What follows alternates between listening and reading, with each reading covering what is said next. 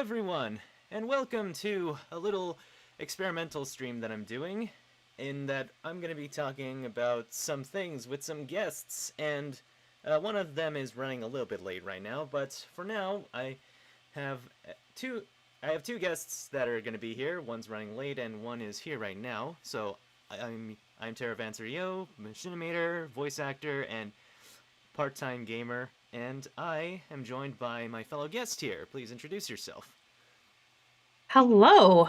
My name is Stevie, or Oath, whichever you prefer to call me by. Um, I am an amateur voice actress, mostly in the Smash Brother Machinima community. Looking to reach out a bit more than that.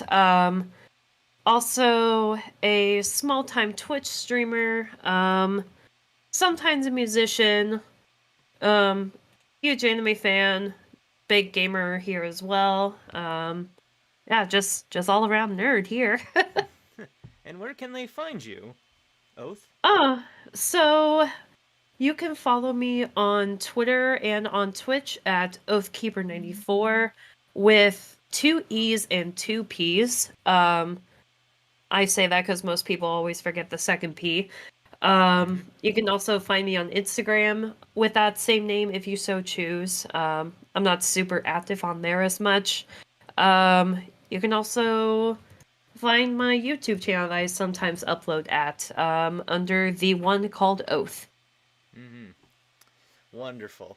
And, well, I'm sure our other guest will arrive a little bit later, but the main reason why I wanted to make this stream is, like, a few years ago, I used to do a bunch of, like, countdown videos for, like, counting down games or talking about the best games that I really, really liked in X year, 2013 or whatever, and usually making a video about that. Those were really fun. However, I kind of fell out of doing those because it takes a lot of time to write, edit, and voice those things all at once. And by the time I have time for those, it's already a little bit late, and it's not as timely. So I figured might as well repurpose this into something a little bit more, still in the same spirit, but still talking about the same kind of topic. And so, today's topic of this stream is gaming in 2021. And I'd say it was a pretty okay year for gaming, wouldn't you say? Yeah, I would say it's been a pretty good year overall. Didn't really have too many complaints about the games overall this year. Mm-hmm. I mean, we all know that there were a couple That's big titles that came out that could have been handled a lot better, but probably. Oh, hey, Ali, welcome to the stream. One of my friends is in the chat now. So, oh, welcome. welcome. So, yeah, let's talk about some of the big gaming things coming into 2021. So, oh yeah, happy New Year's to you as well, Ali. So I'd say, what would be like a game you were looking forward to coming from 2020 into 2021 that wasn't announced in 2021, but a game that you were really looking forward to playing this year, last year in 2021. I have to start saying that Oh now. gosh. I think the two big ones that I knew about that from 2020 going to 2021 were Persona 5 Strikers and Neo The World Ends With You. Okay. Yeah, I had a I feeling. I mean, as the viewers can see, the avatar representing me for this stream is Nagi from World Ends With You. So, Yeah. but if anybody who knows me really well knows that World Ends With You and Persona, at least Persona 5 are like two of my favorite games of all time. Mm-hmm. So to see these games, especially World Ends With You, waiting I don't know how many years at this point for a sequel, Uh, let's see, to 2007 to 2021. That's like 14 years. yeah, Jesus yeah, Christ. and the first time I played the original World Ends With You wasn't until like 2012 or 2013, Mhm. but even then is like, yeah, I agree. There needs to be a sequel. Why isn't there a sequel? And when we just got this surprise trailer, it was like, hey, there's finally a sequel coming. It was like, oh my god, finally. But yeah, it's just to see these two beloved games of mine to finally get sequels. It was just such a joy to me to see. I agree. I have like a few mutual friends who were really into the original The World Ends With You, mostly because of like the sprite work and the music specifically. But I also remember like having fond memories of hearing about The World Ends With You in like being this very niche title from the Nintendo DS, and it caught my attention, especially because like it's been a name passed around in like when talking about the DS, it's like a game that really takes advantage of it. In all of, I'll go a little bit further into that in another topic a little bit later down the stream. But hello, Alchemic Waking, welcome to the stream, and Happy New Year to you as well. But That's that's my friend Christina. Hi, hello. Christina. I'm so happy you can make it. But as I was saying, The World Ends With You was like a game that's always like been a part of my mind that I've always wanted to play, but I never really had a chance to. And then I hear about the fact that this game is suddenly getting a sequel, and it's just like, wow, that's unexpected. Is it? It's actually getting a sequel? What? And then there's like a bunch of other mutual friends who are getting really, really excited about the fact that this super niche game got a sequel. Like it never, it did not light up the sales charts at all back in 2007. But it's always been like a beloved game based on like its music, its sprite work, the themes, and just so many things about it. And hearing about it was really awesome. Now, on the other hand, about games that I was really excited coming into 2021, Persona 5 Strikers, obviously, as you mentioned before, is definitely a game that I was looking forward to. Oh Cause, yeah. cause like, I, hello Liz, welcome to the stream. Um, so Persona 5 is one of my favorite all-time favorite games that I've ever played. I got like the super special edition of the vanilla game. I got a PS4 specifically to get that, and it was just like a really engrossing tale, and it was really really awesome. And then a spin when I first heard about Persona 5 Strikers, it was like a Dynasty Warriors spin-off using Persona 5. Wow, that sounds, I mean, it's not the game I wanted, but I'm sure it'll be fine. And then suddenly all those trailers came out that really painted a really awesome picture that made it look like a better, like it's painting an actual action RPG with it. And it's just like, wow, that actually looks really cool. I'm very, very excited. And all these new characters look really, really cool. And then we did not get a localization until a few years down the line because of a few different reasons, including our current ongoing situation. That's Yeah. that definitely delayed the game quite a bit, but I was still really excited about that. And the other game that I was really really excited about coming into 2021, Bravely Default 2. Oh I yes. Yeah, I played the original on the 3DS out of a recommendation of a friend because they said it's like Final Fantasy, but it doesn't have Final Fantasy in the name. So I was kind of excited to see the separate sequels from sequel. Well, here's the thing. There's Bravely Default and then Bravely Second, which is a direct sequel to Bravely Default. But then there's Bravely Default 2, which is a uh, separate universe from that and has slightly different gameplay. But it's still a sequel. Yeah. It gets a little confusing. Yeah, that's a whole trilogy of games that I've been wanting to tackle myself for quite a while now. Hmm. I did start playing the first one Ooh, when it came out, like yeah, a long time ago. And then 7 years ago. school yeah, and then I was in community college at the time and everything I was committed to during that got the best of me and I As just it never always was does. able to yeah, right.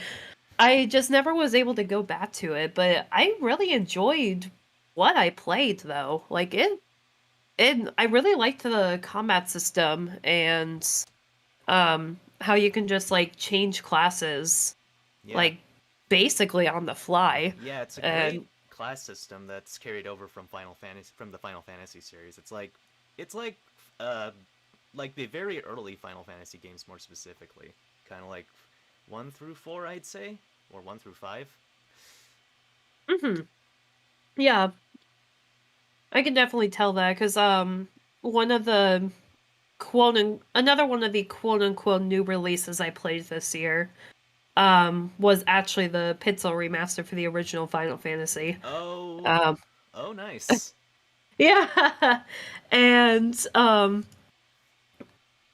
yeah, and I could definitely tell that um I guess talking and thinking about it now is like, yeah, you can definitely like see the class system, how that was inspired Hmm. from Final Fantasy to Bravely Default. Yeah, it's also got a But really unique and charming art style too.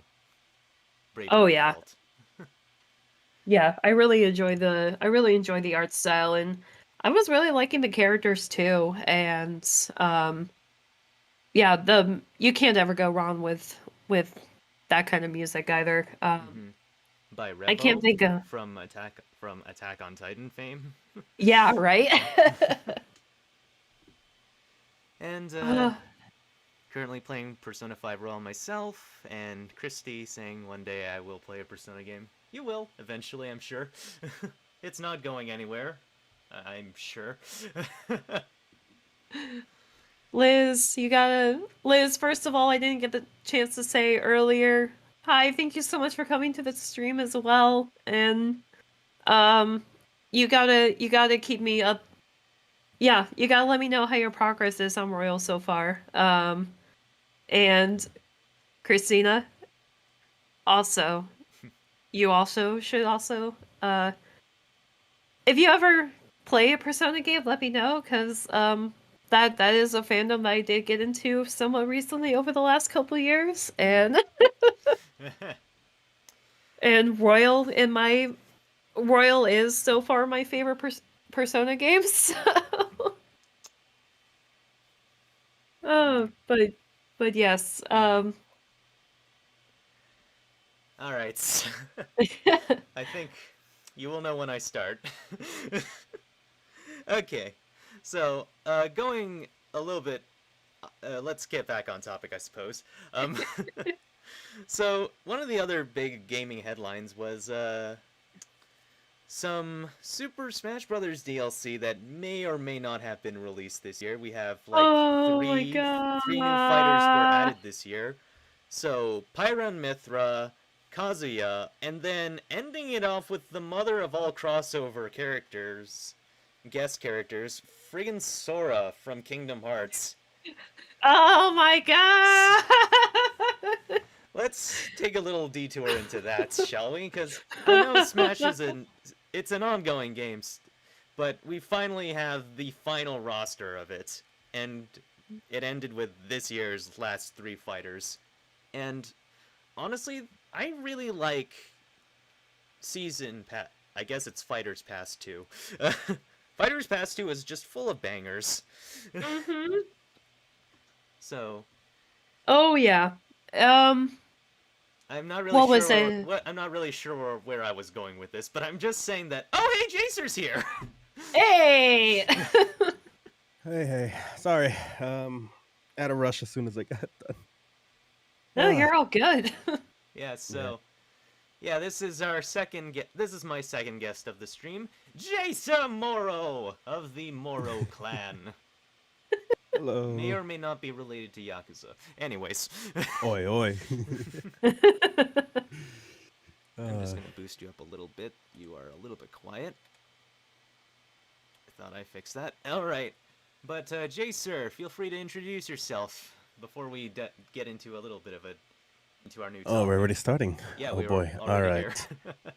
All right. Well, my name is Jacermoro. As we've already mentioned, you can call me Jacermoro. Either or works. I do a few things here and there. mostly try to stream nowadays, and occasionally I'll make uh some sort of like skits or moments I do every now and then from those streams, or some silly idea I come up with, and occasionally do some voice works of sorts. So yeah, I try to do quite a few things over here, of course, and like today, this is interesting. I suppose you could say podcast that Yeah. I'm excited to be a part of. Indeed. So, what you walked in, Jacers, we're talking about the DLC from the news for all the Smash news that came out this year from Pyramithra, Kazuya, and Sora. So, Ah. out of those, I guess we'll start with this. Out of those three that were released this year, who would you say was your favorite? Both of you can answer this. Sora. Okay. Sora. What about you, Jacer? I did enjoy Sora quite a lot, to be honest. But if I had to give it to like the biggest surprise that I've gotten from it, Minecraft Steve definitely takes the cake. Okay, For you know like, what? That's fair. That one literally broke Twitter last year. It sure did. Oh my god. It was absurd. And then going to Sephiroth in December, which was just crazy. It was definitely a roller coaster of emotions for Twitter, especially. But Yeah. overall, I think I really did love Sephiroth, mainly because like I've enjoyed the whole Final Fantasy stories of sorts of coming back to 7 and the whole remakes and such. So Sora's definitely great, but I think I lean more towards him personally. Yeah. Personally, out of my favorite, well, here's the thing. I don't really have bad Smash reveals, nor do I have like particular non-favorites. Or there's only some reveals that I was particularly indifferent to. But if I had to choose Mhm. like my favorite of the fighters passes, it's literally like half of it. It's like it's Sephiroth, Right. it's Kazuya, it's Sora, and Pyra and Mithra. All of those were like really, really good trailers that really emphasized each character's elements. Like Sephiroth emphasized his just incredible just this Oh incredible yeah. intimidating factor. Like that fucking one-winged angel blaring out in the middle of the friggin' Game Awards last year. That was so hype. That took me out of my seat. Not to mention that's what started the Game Awards, like Yeah, after the whole exactly. pre-show. Right, actually. Like, And I Like gotta one say, I don't know why, but I ended up just laughing my ass off when as soon as One Winged Angel just started blaring. Yeah, yeah, Christina, Mario almost fucking died.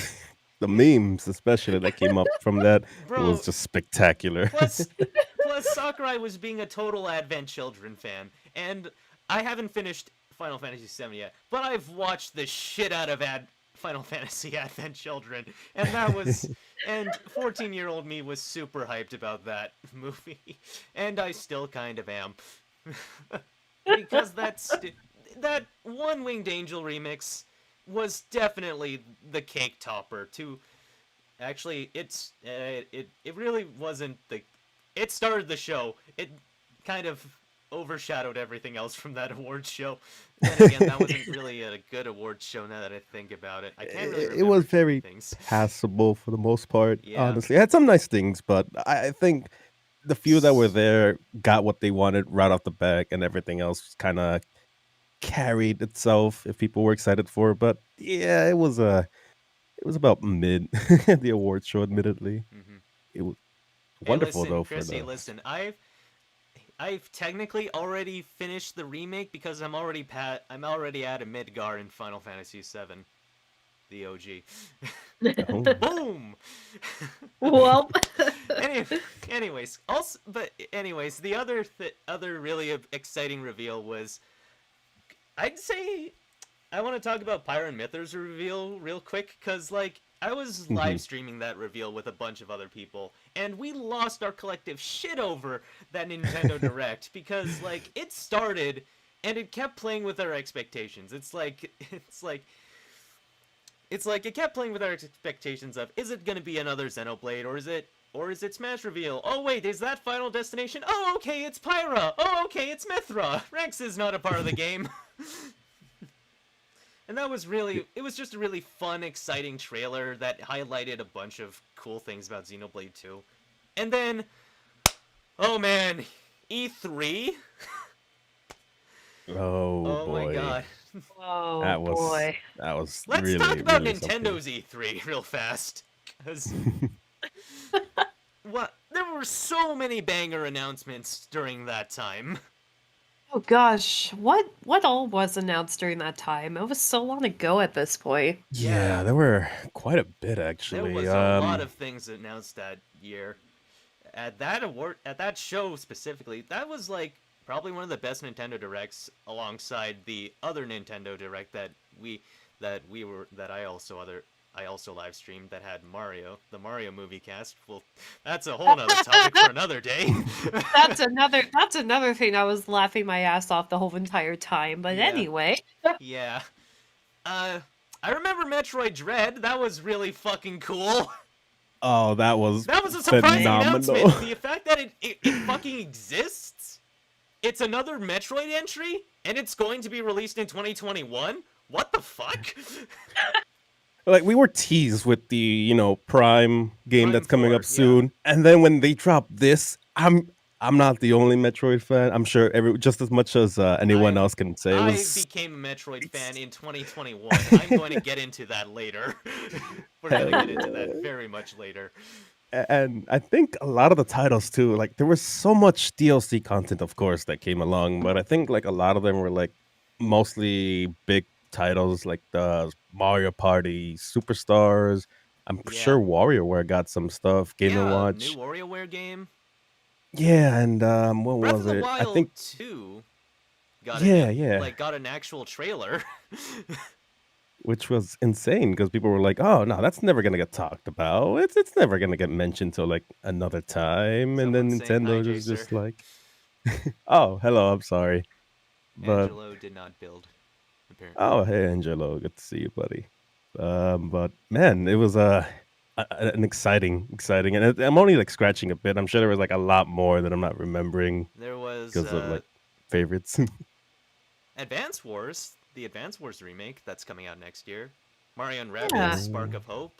Even though that was announced at the Ubisoft E3 conference, that one's still an exciting little one because that one was actually, the first game is actually surprisingly good. It's a really good tactical RPG. You know, that surprises me considering it's Rabbids. I know, right? Everyone's saying the same. Everyone said the same thing when it released in 2017. It's crazy. It seems like a fun game too, though, which is I haven't interesting. played it yet. I bought it when it was on sale, so I'm gonna. Maybe I'll tackle it this year. Who knows? There's definitely been like titles that like have kind of came into interest that I've actually haven't. I think I purchased, just never really played it yet, or most likely just installed. Like for sure that being one of them. I'm thinking there's like a ton of oh, we said Advanced Wars already, right? Yeah, I know one of my Wars. friends was super excited about it, Mhm. and just so much more that I'm like, at first when I heard, I'm like, there's so many. How am I gonna make any room for all this stuff now? It's exciting. Right. And then to wrapping up our Smash Brothers DLC discussion topic. That Sora trailer was so beautiful. Like, my god. That presentation was beautiful, my god. Oh Me my and god. Jacer, well, no, I don't think you were there. Were you? No, I I don't couldn't think have you made make it. yeah. I had to like watch it from my phone, Right. but I was just like excited Yeah, just watching it. Everyone in my stream lost their collective shit. Oh yeah, no, I was watching it with another group of friends, and you know, it was 8 o'clock in the morning Mm-hmm. for me when Yeah. the stream had started, and I knew that this announcement was coming, so I had taken the day off from work ahead of time. And so, you know, I got up early for this stream, 8 o'clock in the morning, and as soon as that Keyblade was revealed, I screamed at the top of my lungs. Oh my god. And You and a lot of other people, I'm sure. Hmm. and then I was in tears. Cuz I mean, Hikari um playing the orchestral Hikari theme. yeah. Oh my god. So, Yeah, Hikari played in the background. Um and then Sora Sora, just flying through the keyhole and over the other cast. Hi Hope, yeah, welcome to the stream. he's flying around, he's smiling, he's laughing, and then he gets his Keyblade, and he's like, let's go, and then He's Sora is finally here. finally here. Like, Oh my god. Especially considering that he was, according to Sakurai, he was the one who won the friggin' ballot. And that's just, it comes full circle. Especially considering the fact that this was even possible because Sakurai and a Disney exec actually met during the Game Awards. Kind of like how Kingdom Hearts came to be because of how a Square Enix employee and Disney employee that were sharing the building that they were in met in an elevator. yep. Lovely accidents that eventually evolved into something So much crazy. more exciting. Yeah. And that handshake at the end with Mario, with the swell of Hikari playing as well, because I always remember that swell, like, it always caps off either like the intro animation for the first Kingdom Hearts game, for example. That was like, it swells to this grand triumphant piece of melody, and then the same thing happening to this trailer with Sora and ending it with him shaking Mario's hand. It was just such a good note to end on. Yeah. Oh my god. And I gotta say, like, the beginning of that trailer had me bamboozled so hard. Like, I Right. legitimately thought it was gonna be Dark Souls. Me Like, and my other Yes. friend too. We were like, everyone was like, I remember that as I was watching it, because I had to like, I try to like peek at the actual stream and the reaction, Right. and when I saw, I'm like, this has to be Dark Souls. The fire, the kindling, it has to be right. But as soon as it gets tossed into the air, and then you see all of that, I'm like, whoa, even better. Even better. Oh man. It was wonderful. It really took everyone sort of like a sort of like By a surprise. switcheroo. Yeah. Of yeah, oh and it's yeah. like because It I think would you say that was like the biggest gaming surprise of 2021? I'm sure it, I would say so, yeah. yeah, I'm sure it is because a lot of people like especially on Twitter like clowned on it never being a thing or like memed about it to Yeah. hell, and they're like, I it's was in never the a camp that I thing. believed it wouldn't happen for a good while now, and then I'm here I am eating my own words in 2022. Didn't I think I remember Tara? Didn't you said if he was announced or some announcement of the sorts in one of the things that you would give a copy to Bayonetta? Oh, I said if Bayonetta 3 got announced, I'd give Oh, someone that's right. a I'm Steam sorry. I copy of remember. Bayonetta. And then Bayonetta 3 got announced. Bayonetta Let's 3. talk about Bayonetta 3's trailer for a quick second. Oh man. Such a bamboozle from Platinum. No one heard anything from them for a while too, right? I Yeah, could be there wrong, were but like nothing. there were a couple of rumors and like a few leaks from, because I'm also kind of like, I work at a game journalist site. I heard a few Mhm. rumors that Bayonetta would be showing up, and I was like firmly in the camp of no, there's no way that it could show up.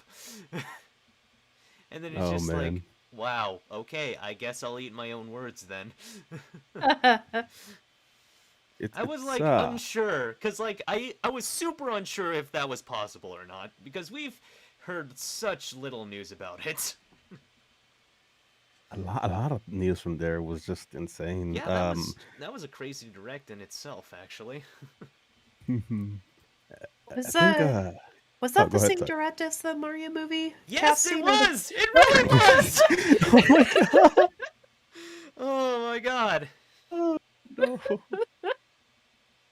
I don't really want to talk about that now, though. Oh man, I the really don't. cast is just Seth Rogen. Come I on. mean, I mean, I can see Seth Rogen as DK. I honestly can. Jack Black as Bowser took me by surprise, but Chris Pratt as Mario just got me groaning. It was definitely something. Seeing everyone's compilation reaction in like that thing, it, everyone, no one was like, "Oh, okay, whatever." Everyone was taken aback. I mean, how couldn't you have been? I don't think anyone was expecting the Mario movie to show up in a Nintendo Direct either, actually. No, not at No, all. I don't think anybody was. There was just Like a bunch every. of surprises during that time. Honestly, I'm at the point where I think I'm gonna go see it just for the memes. Like, It might be a fun romp, who knows. I'm Hoping kind of more for excited for Sonic, actually. Mhm. yeah, like when the announcement with like I'm sure it's not spoiler if no one knows about it, trying to go blind, but like wait, I don't. Is it spoiler if you say? Because I know some people refuse to watch trailers to movies. Would that be a bad thing to say? I What mean, happened in it? anything in that. Here's the thing: I consider anything that's shown in a trailer fair game. Fair enough. But Knuckles, Fucking Knuckles. Knuckles. Oh man, his voice Well, too. I Idris love Elba it. actually makes a really good Knuckles. It's actually kind of insane. right? It's great. The delivery he came into with when he said that in the trailer. It's Do you think amazing. I need your power? It was wonderful. Not to mention the Oh models man. for Sonic, Tails, and Knuckles, just fantastic. They look so good. Oh my god. They really do. A much needed touch up from the previous versions of Yeah. the Mm. Sonic model. Oh my god, Yeah. Oh boy. dude. I mean, at Yeah. least they fixed. Hey, listen. Hey, listen. They managed to fix it. They delayed it. They fixed it. They got a good movie out of it. I wouldn't say it was the best Sonic movie, but Right. I'd say they still made a successful film, and that ended up with the sequel. I don't think they would have gotten this sequel had they stuck with the original model from that first movie trailer. God damn it. Indeed. Yeah. I don't know if anybody would have gone to see that movie at all. If they stuck with that original model. Yeah. Honestly, I think I'd be on the other side of the camp to see just how bad it could be if it was that way, to see the difference. I think a few friends were like, they're hoping that the Blu-ray version would include an Oh alternate my version god, of the you're film. right. I remember Oh. I remember my friend who I went to see the movie with talking about like what if they had like a special feature with the first model of Sonic as a special feature. And I'm just like, boy, Oh man. uh, but that's a whole can of worms that we can tackle a little bit later in the stream as we talk about the future in 2022. So let's talk about stuff we played in 2021. Starting with actually games that we haven't played this year. So, what are some games that you guys haven't that you really liked that weren't released this year? Oh, that Um, weren't released? Yeah, that oh weren't released in gosh. 2021. I gotta. Oh man, I gotta actually remember. Uh, Um, well, I do gotta say, Yeah.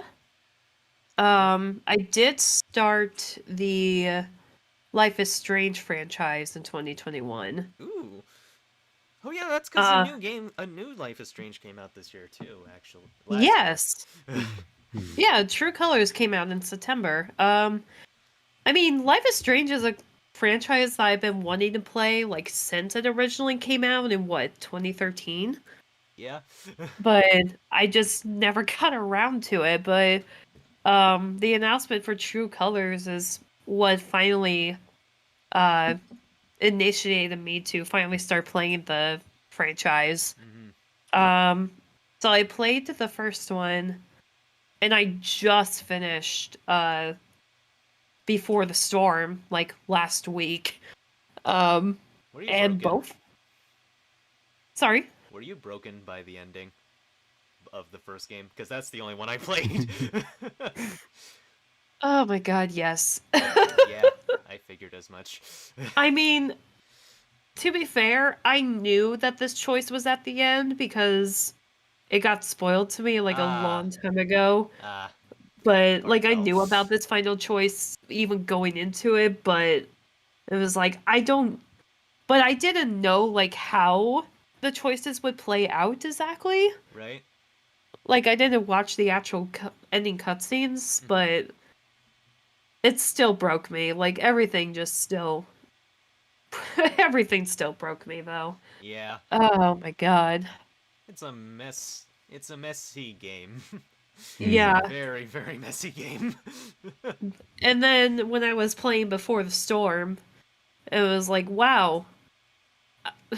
I know everything that happens, like with everything that I know about from the first game, and it's like this breaks me even more now. But obviously I'm not going to go into it because I'm sure there are people who still haven't played these games. No.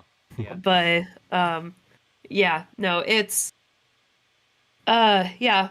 Before the Storm is a prequel to the first game, and it's just like if you know, you know, and it's so emotional and I'm really excited to dive into the second game and eventually True Colors.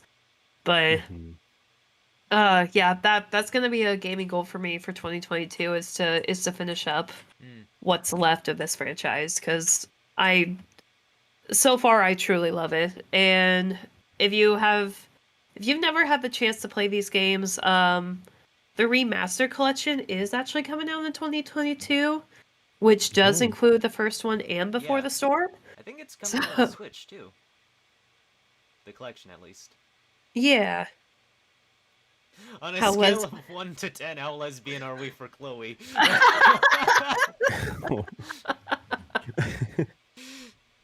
Oh my god. Well, I don't know, anywhere between an 8 and a 10, I guess. Oh my. I mean, I played Max as a lesbian for Chloe, so yeah. I think so too. Yeah, I think I played her as just like a bi mess, honestly. Like that's fair. I'm shipping her with both Chloe and Warren. It's like, oh man, I like her with both with both of these characters. That's warranted. Damn it, almost made me choke on my water. Perfect, it worked. What about you, Jacer? What's a game that you really liked that wasn't from 2021? Oh man, I know you really enjoyed Yakuza. We did a Oh we did a whole yeah, stream we did two whole streams on that. Series of when streams. I picked up the series, I did not expect what I was going into because at the time I've only tackled so many games because either lack of interest or just not as much time. So when a few people recommended Yakuza, and I remember that I first started popping into the game and I was actually really enjoying it. And Tara, I think in this one of the second parts or so, when I think it was still early on, was more or less helping me out, giving me a little guidance because I kept getting lost. It was really interesting to jump into it because I had no sort of prior experience playing any of it. I was just told that it's a good game. Yakuza 0 was a good game. That it's a typical beat 'em up, but you might like it, and you don't have to worry too much about like difficulty and such. But obviously, I played it in hard. It was quite a challenge, but it was not what I expected. And honestly, it was a type of game style that I genuinely enjoyed a lot. Storytelling took me by surprise because it's not like it's I don't want to like say something is like wonderful, too great, but it's definitely something to experience if you're new to like that sort of like games, true crime drama. Yeah. Because I was not prepared for it at It's all. a real good. It's a real big shout out to a bunch of Japanese uh, crime genre. Did you know that the actual Yakuza have played this game and really liked it? Well, specifically I've Yakuza 3. seen Really? Yeah, they they had well, they actual kind of talk people. shit about Kiryu's suit, but they really like the gameplay. Yeah, they. I remember reading upon that they've actually went ahead to ask certain individuals to see what they think and if it's an accurate representation of what was going on back in Hmm. the 80s Yeah. sort of Japan thing. And a lot of them says they, for the most part, aside from the wackiness that goes on, it was pretty on point for a lot of the things that was going on with like a lot of the money laundering and scummy practices they were doing to Not to people. mention And Yakuza 0, mhm, like basically for lack of a better term, it encapsulates a lot of the 80s Japan in a bubble mhm, because bubble era, and it really gives you a really cool filtered lens of that style of the era that uh, of what Japanese people lived in, and especially how money and how people and attitudes were during that time period as well.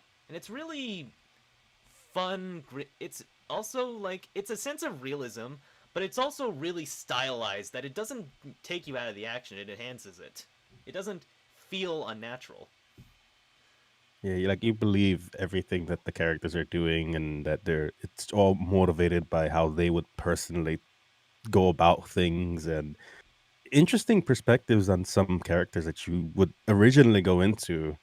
And a lot of stories sometimes struggle with telling who's a villain and who you should be looking out for and who is, this and that. But it really helps you push through a lot of it kind of open mindedly, or rather, it makes you go into it halfway through and you're like, these characters are actually like, I like this guy. He's pretty cool. And then a twist happens and you're like, oh man, I thought I was supposed to hate this guy. What's going on?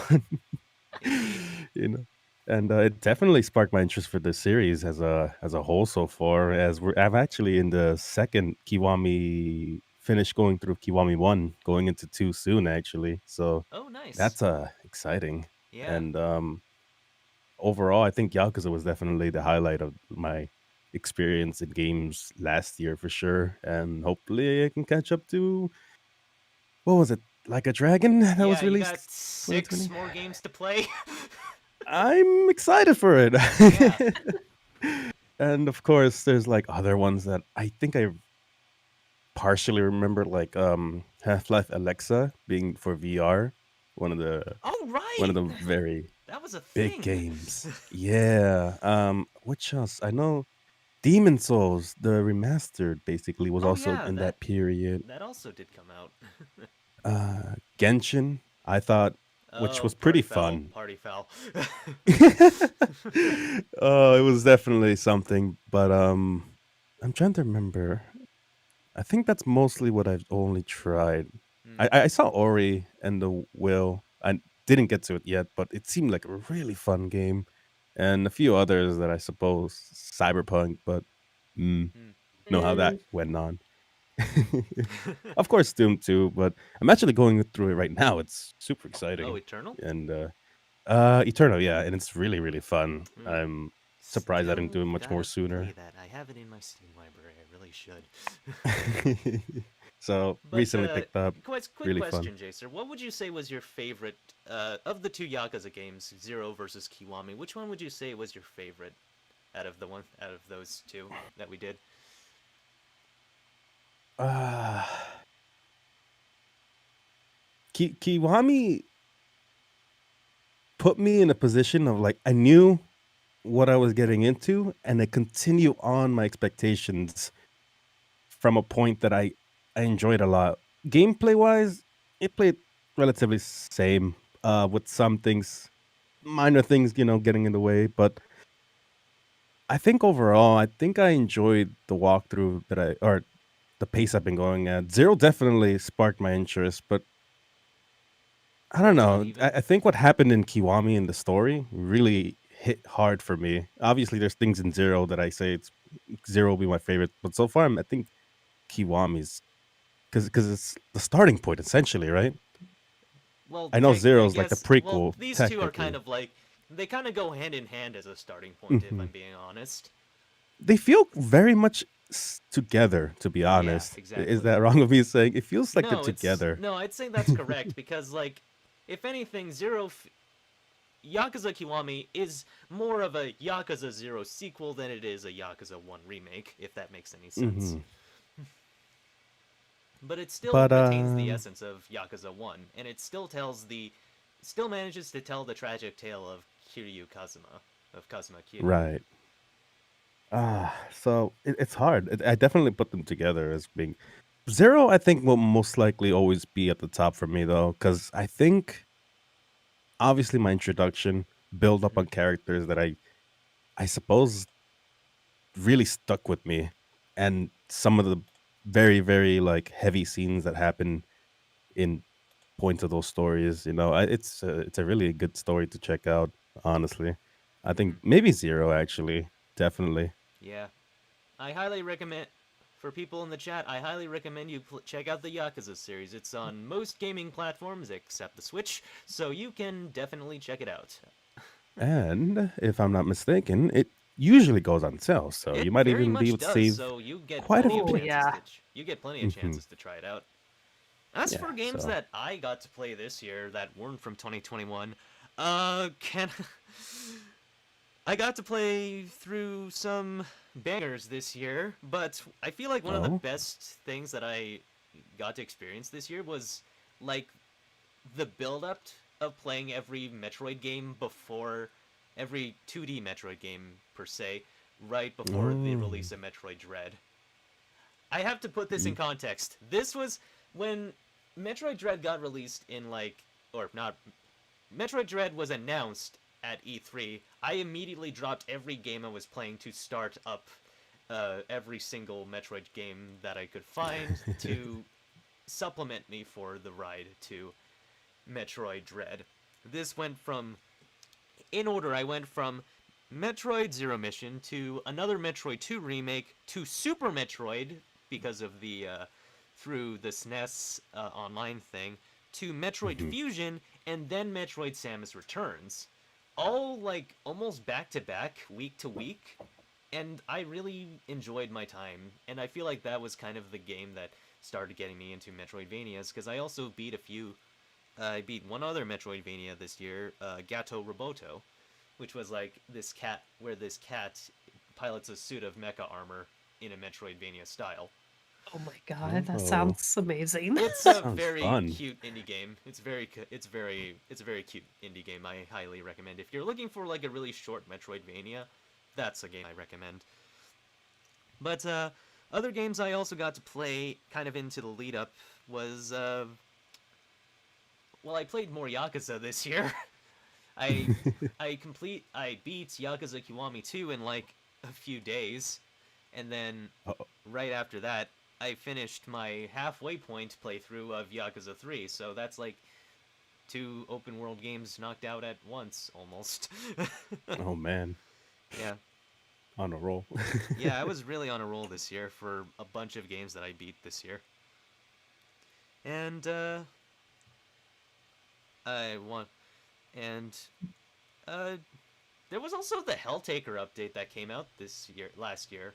It was really fun puzzle gameplay, and also a really fun Oh. little uh, boss fight as well. Mhm. Hmm. But to close this out, I suppose now that we've tackled. Actually, did you guys manage to tackle any of your backlog this year? Uh, Uh, kinda. I think I did, at least partially. Hmm. I'm trying to Definitely. remember. Yeah, starting right now, but I don't. I think so. It's definitely getting started now. That's for sure. Yeah, I meant But most of the games I just kind of listed are kind of were games that I had on backlog. Like yeah. hell, I beat Donkey Kong Country on the SNES through the Nintendo SNES thing. That's been on in like a few days, in like 2 days actually, and that was on my backlog. All right. So now that we've talked about now that we've gotten some stuff out of the way from games that weren't from this year, let's talk about games that were released this year. So, what Oh would you man. say was your game of 2021? I mean, I've already talked about it Hmm. before, but definitely, uh, excuse me, Neo: The World Ends With You is my personal game of the year. So, what would you say would be like? What were your biggest expectations going into Neo, and were they met when coming out of it? Um, I I guess I was a bit worried about the combat, transitioning from the touchscreen on the DS to actual button inputs on the controller Right. for actual consoles, or I guess in this case, uh, key bindings for the PC version. But no, it flowed very smoothly, actually. Um, and with brand new characters, you're not gonna know if you're gonna like these characters or not. I loved pretty much all of them dearly, with the exception of a couple, but um, that also be probably going to spoiler territory. Yeah. I'm still Um, on here. I'm on week 2 and just got to day 7 and got a new party member. And I really wanted to see this party member for the longest time I was playing this game. oh yeah. Mhm. Yeah. Oh my god. But yeah. So yeah, combat expectations were met. I fell in love with the characters. Lots of fan service characters from being a fan of the first game. And that just made me like squeal and cry and just feel all the emotions. um, while yes, there are some flaws in the storytelling, especially where I particularly noticed was in a certain day in week 3. Um, that's overall I found the story to be very good. Mm. And again, it just, especially toward the end, I just felt all the emotions. I was happy, I was crying. Um, certain parts made me angry, but I just this is the perfect sequel for me, and I don't think I could have asked for anything more. Mm.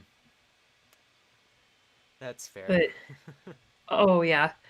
Um, but and I am hoping that we will someday get a third game. Oh my god. Will we though? Because Square really friggin' screwed the pooch on the marketing for this one.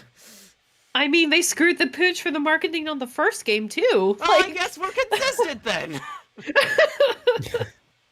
Like I didn't even know about the first game until like 2010, 2011. So Yeah. I just but yeah, like I mean this franchise has its fans, and the fans are very very vocal about the love that it gets Hmm. from the fans. So Yeah. Maybe hopefully they'll that be. Maybe we'll get them in Kingdom Hearts 4. I mean we got the original cast in Dream Drop Distance. That's what I was getting at. Yes. So yeah, I mean there's also that theory that was going around before Neo came out that Oh yeah, um the 1004 Shibuya building yeah, yeah, in the there stinger. exactly, yeah. There was that theory of Sora potentially going to the World Ends With You Shibuya at the end of Kingdom Hearts 3. So let's hope that's true, because I would love that to be a thing. Hmm. What about you, Jacer? What would you say was your game of 2021? Um, it's a bit tough because there was definitely a lot of games I anticipated, I Yeah. played, and I enjoyed. Um, of course, the fan in me wants to put Dread, but I haven't really gotten my hands too far into Dread yet, unfortunately. Uh Wonderful game so far. Just I feel like I can't say a whole lot, which is unfortunate. Mm. But I think what one game stands out to me the most would probably have to be for Tales of Arise. Oh, It's a really, really fun game to do. It's like for anyone who's already like played any Tales of game, like mostly like the recent titles, of course. It's definitely a very polished game compared to like, of course it's gonna be a bit more polished, but I mean more like it. You feel like you enjoy the world that it's being giving to you. I don't want to say too much because so far I'm pretty far into it, and I've been enjoying it quite a bit. It's definitely a game I was hoping to play as soon as it was announced. Twitter for sure was like super excited as soon as they heard another Tales of games. At least on my end, I was so happy about it, and I think it really like helped me just like enjoy a game genuinely. Like it makes me like actually want 100% games. I don't typically do, but I no, would always like go yeah, the extra effort to do like the extra bonus content. Like when you have like the Tales of games usually have like extra skits they have in between, like when you rest at certain places yeah, or you do certain things. I always love them. I go out of my way to find every single one. The side things you do, like the fishing one, it's all fun. It's all fun for me, and it's been so far. I think my go-to game when I wanted to just enjoy. I considered streaming it, but I'm like, no, I think I enjoy this a lot more when I'm playing this myself. I feel like it takes more of a priority when I try to actually enjoy it, mm-hmm, and it's a really fun game for me. And I think it's the only one that stands out the most. Like there is a lot more, but that's definitely one that plays more closer for me personally. right. I see. That one was a pretty good game this year. Uh, Mhm. games There that was I a played lot. this year for myself and games of 2021. I played like 4 or 5 JRPGs this year. Jesus Christ. I had like Bravely Default 2. I beat it, and I'll be honest, while I was kind of looking forward to it, I didn't really enjoy it as much as I did the first game, unfortunately, because there's like Mm, a few gameplay mechanics that kind of hold it back from it being kind of my personal favorite. I also mhm, played No More Heroes 3, which was a really good sequel to No More Heroes, and it's also kind of acts as a really good textbook close onto Travis' touchdown in his character, especially considering the things set up in Travis Strikes Again No More Heroes. But I think there might still be some room there, but it seems like the adventure is over for Travis now, but it was still a really enjoyable experience. But if I were to pick like really really good games I played this year, there was Shin Megami Tensei 5, which was really really fun. I'm still mm, kind of taking I'm Mm. kind of taking a break from it from now because I've been really really busy trying to play through both because I played through both the world I played the world ends with you and then immediately kind of jumped into Neo, which I think I'm kind of enjoying the gameplay of a little bit more. But oh, if there were 2 games that we really really liked in 2021, it'd be Persona 5 Strikers, which I've been waiting a really really long time for.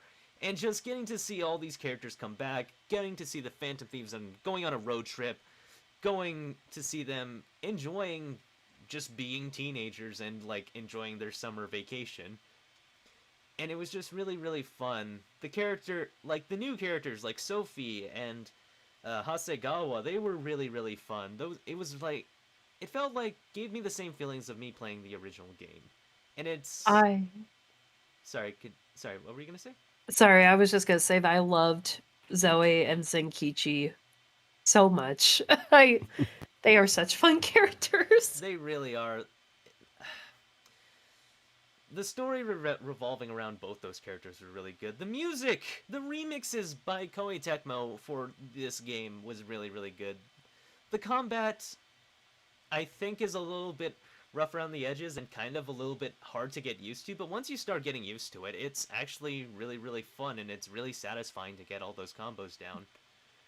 But for Hmm. me, the game that I feel like is like the one my kind of defining game of 2021 would be Metroid Dread, because it came, because it was like it just came back off. I came off the heels of playing Samus Returns on the 3DS, which was a little bit rough. But going into Metroid Dread, everything just felt so smooth and so fluid, and it's like everything came together, especially with the game's story, like wrapping up all of the themes and plot beats that they were setting up from like all the previous Metroid games that I played, especially Metroid Fusion, which was a lot of really good storytelling, and not to mention how it sets up for the next arc of Metroid. I'm not going to go into it too deep, but does a lot of it addresses a lot of things that really flips the script on its head, and it really makes Samus a really badass bounty hunter. She really gets a chance to shine in this game too. There were also really, really cool boss fights. There is some awesome exploration mechanics in this one. It's just so much of it really, really does work altogether. And it actually got me to 100% the game. I actually went back and did like speed runs of this game to get like those under 4 hour endings, which I never done Oh, before. that's amazing. Yeah, uh, it's a lot. especially games like Metroid, having to 100% complete it, you have to actually like explore Mm-hmm. everything, every nook and cranny, shoot every like potential like hidden sort of item thing, and that just means like you're just like thoroughly Exploring. enjoying everything. Yeah, it's exciting because it's part of the game in general, or the series rather, is Yeah, just exploring everything that you can, and that's what I personally love about Metroid games, especially. yeah. Metroid Dread was just really good.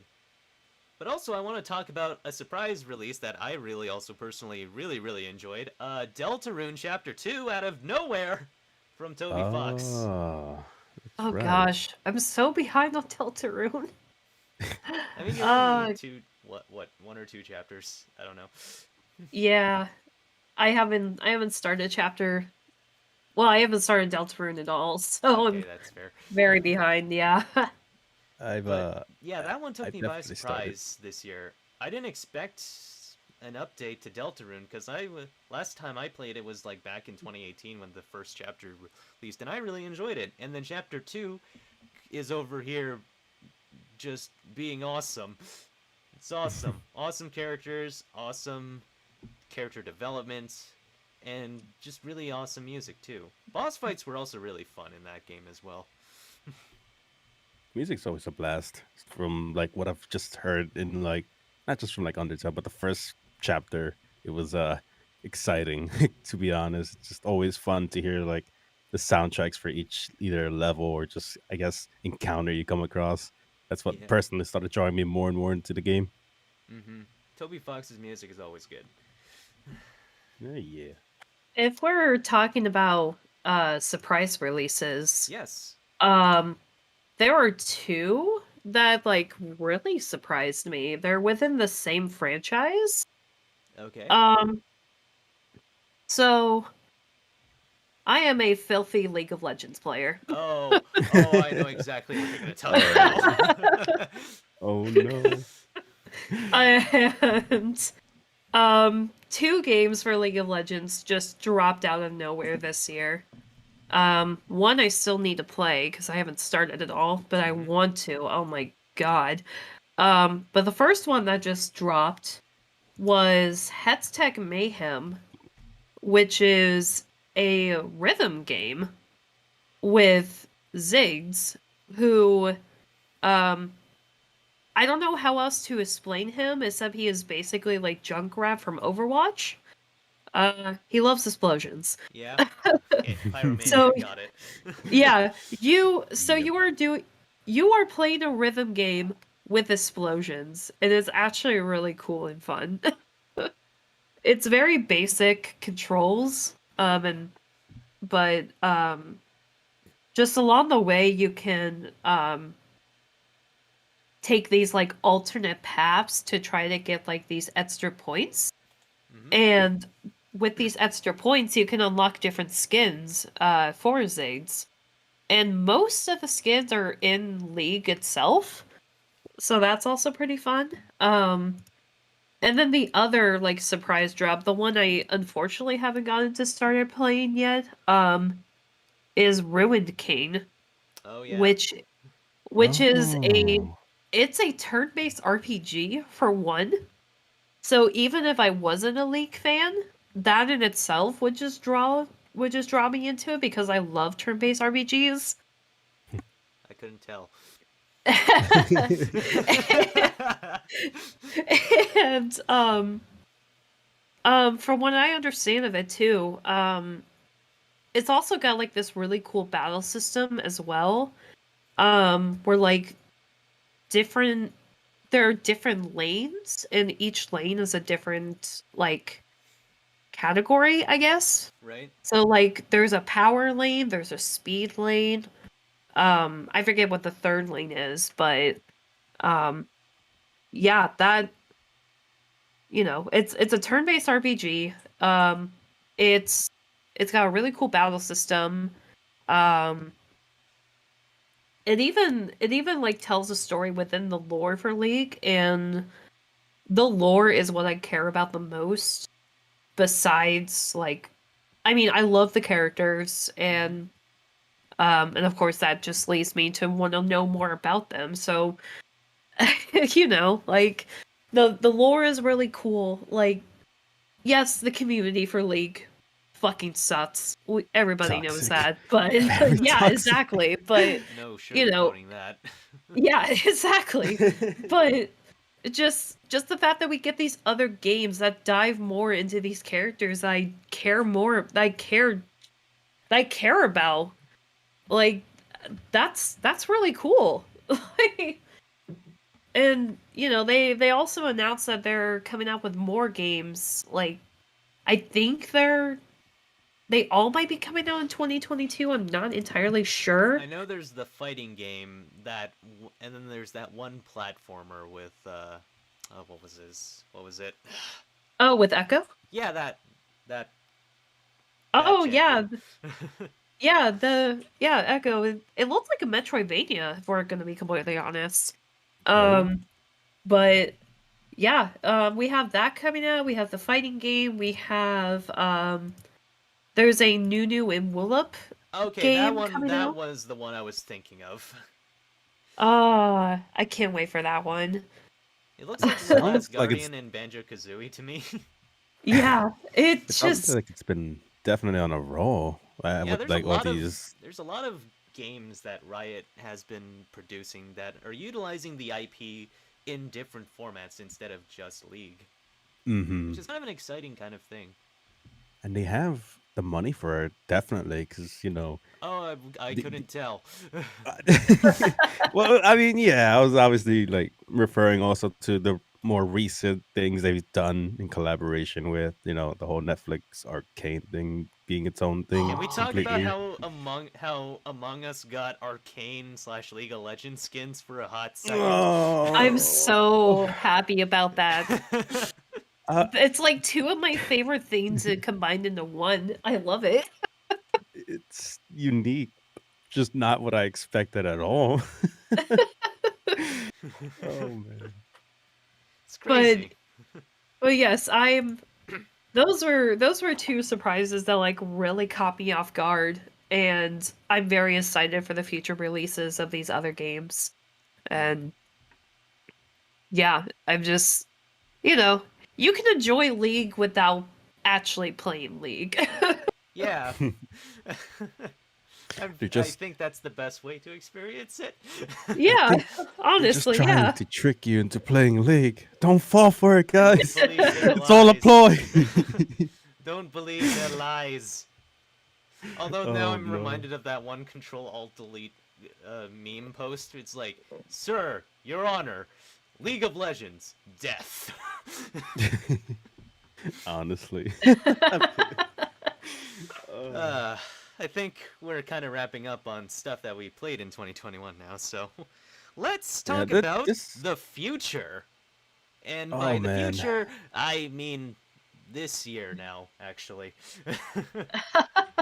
So, what are some games that you're still going to be playing this year? Because I'm still currently playing through Neo, and I actually started playing through Kingdom Hearts last year, and I'm really, Oh, really enjoying it.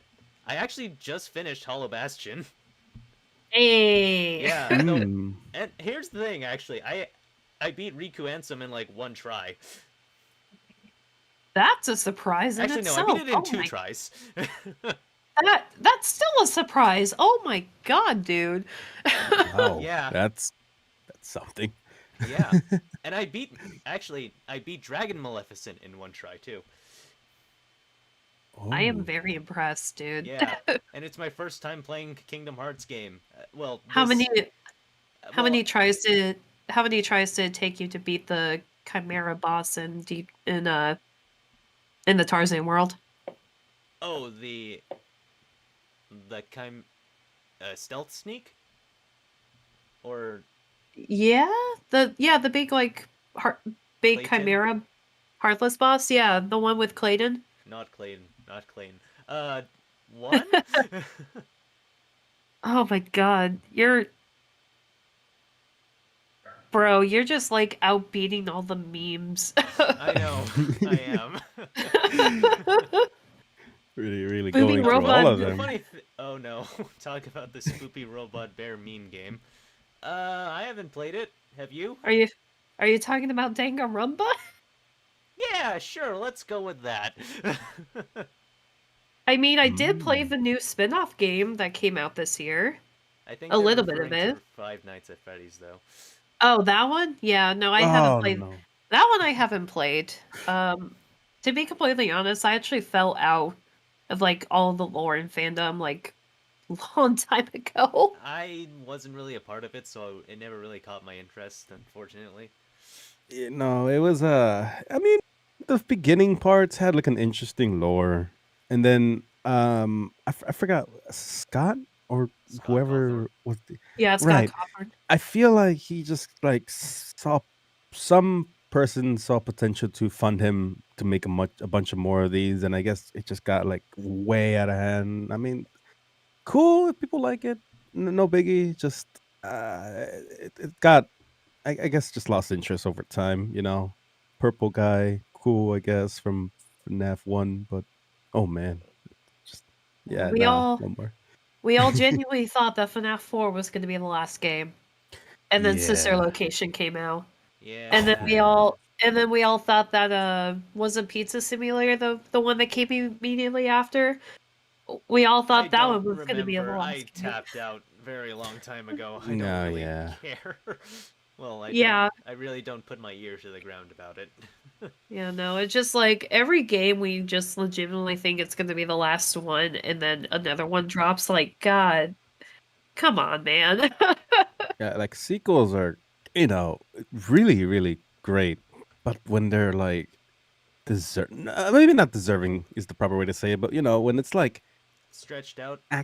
yeah, when it's stretched out, it's just like I don't know. Like I definitely been enjoying more indie games actually. I'm trying to tackle a good chunk of indie games or like just Actually, on that topic, off what are games. some indie games that you guys played this year, if any? Oh. Good question. Um, I've heard Sable was really good from Shinworks.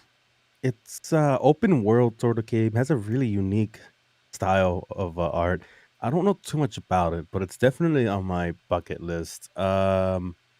Valheim, oddly enough, was actually really fun. I played it for a while with some mates of mine, and we spent like so much time. It was a buggy mess, but the buggy mess was just like added more to the fun Uh, when your friends would be like tackling a boss, and then he gets flung out of the map, and then he was the one that carrying all the important things, and ooh. it Oh, was really fun, like really really fun, honestly. And there's like more that I can't remember too much. there there is one I played a little bit of more Oh, toward the end. Uh Inscription. Oh, I heard that one was a really Oh, good game. It's yeah. really interesting. It's Um, like a card game, right? Yeah. yeah, it's a psychological horror card game, and it's also kind of a roguelike. Well, I think they Yeah. added that Um, roguelike mode just recently, from what I heard. oh, did they? Yeah, Uh, I'm not sure. yeah, no, I keep losing like all my runs within the first portion of the game, but it's a lot of fun. Like trying to figure out what deck you need to build and trying to know like what you need to prep going into any of the bosses because some of these bosses are coming up and all the maps are randomized and trying not to die and get your soul sucked into a card for the next run. Hmm. It This gives the me Pegasus, the vibes. Maximilian Pegasus Oh tactic. no, no. Basically. Sorry, continue, It Jacer. No, no. All I was gonna say is it gives vibes like of Darkest Dungeon that I started Ooh, playing not yeah. too long ago. That was really fun. I've heard not so great things of the second one, and fans also said that it's like doesn't add much. It's still fun, or fun. I mean, like when you first start a Dark Souls game. I hate to use that example, but when you start a Dark Souls games and you realize how unforgiving it is, that's Hmm. the kind of fun This if you game is giving enjoy. me real Dark Souls vibes. No, no, no, no, I'm not saying that. It's just I'm not saying that.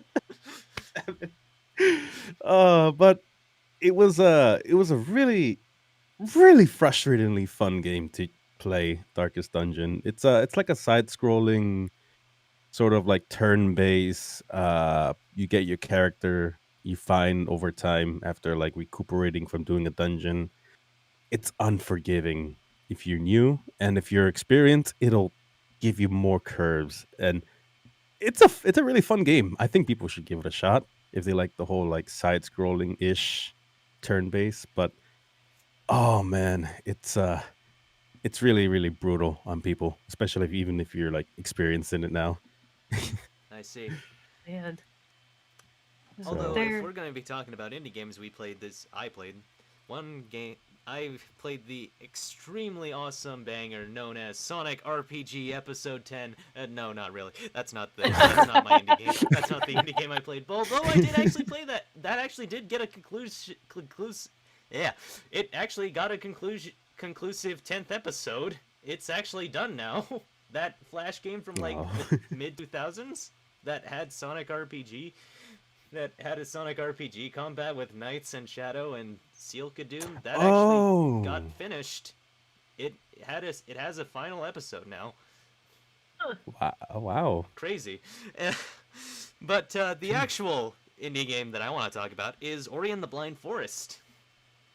Oh, that's one I that's want to play so yeah. I really badly. want to try at some point. I heard nothing but good things about it, It's but I just nothing but never. good things so far.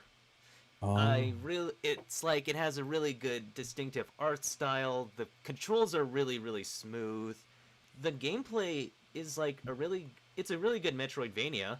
It really takes you into the atmosphere. It really has a lot of cool winding paths. The gameplay especially has a lot of really cool platforming segments around, and the hmm, music is just so sublime. yes. I've heard some like not machinima, but like some skits people make with like Hmm. or videos they use, and when you like hear some of the background tracks they use BGM, they're like I always run into like Ori OST, and I'm like I gotta really try this. It sounds so good, and I'm a big fan of like soundtracks that pull you in.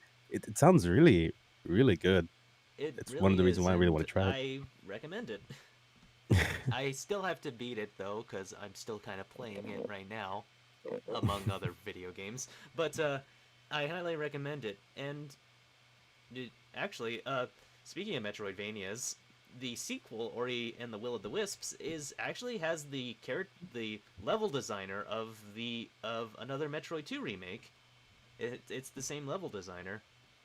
Oh, really? Oh, Yeah, it's really, yeah. He went from going to developing from developing a Metroid fan game to actually developing a full-on Metroidvania in an official capacity for an indie That's studio. amazing. Yeah, Kudos on the guy or yeah, gal. It's awesome because when you hear like modded projects go like big and then they unfortunately get inevitably shut down because obviously they're using popular IPs that will get their if you're on CMAs at Nintendo's some bad point. side, Yeah, yeah, it's not a good idea. But it's nice when they get picked up by actual developers. It's always endearing to see that happen. mm-hmm. So great.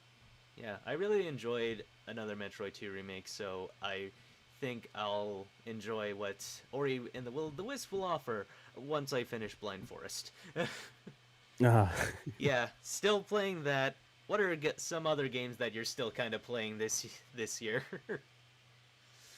Mm, I mean, I suppose like just side games that like I do on and off. Hmm. Maybe just multiplayer games. I love playing games with people, whether I'm just kind of doing things on my own or just like a sort of backseating thing. I don't typically mind it, Actually, but speaking of mhm. that, I gave you participated in the Dragon Ball Breakers um Oh yeah, yeah, beta. We both did. that How'd you feel about that one? it was awkward at first, Hmm. getting used to how it played, Yeah. but once you get used to it, I think it's actually has potential to be something you can play for fun. You get some mates or just on and off, and It's a it plays thrilling little romp. relatively well. Yeah. Yeah, it has some minor things that I feel like maybe they'll iron out. Yeah, Like because I it's think, still like the first iteration from what I s- feel. yeah, It's but I love the definitely whole big beta. DBD vibes. Yeah, yeah. The amount of work it went into is nice. You definitely feel like the inspiration of whatever things it does. Some parts maybe could be worked on. Like I feel like it favors. The Raider. It, yeah, it favors the It Raider really quite a does. bit, Kind of and it's unfortunate the weird. balance is a little bit skewed unfairly. But when it's like the. But when those. When it hits. The mark hits when you're actually playing the game and you're like and you're trying to escape the escape cell because that's the only villain so far. And you kind of get your team working together. It actually is a really thrilling time, especially when at least when you escape and everyone else kind of escapes too. It It's has really nice, like obviously, like cooperative play is really important, and mm-hmm, sometimes games that try to like enforce that or suggest that, because let's be honest, not a lot of them do that mm-hmm, great of a job. yeah. It's difficult to maneuver through some of the tougher things. Like It's it still favors you. It's just it's difficult when not everyone's working in together. hand. Yeah. Yeah. So, but it does a nice job in that regard because you can't really solo it. Well, to some degree you can. Again, yeah, it's early access, so it's hard, or beta. I'm sorry, Yeah. Only the first but beta at least.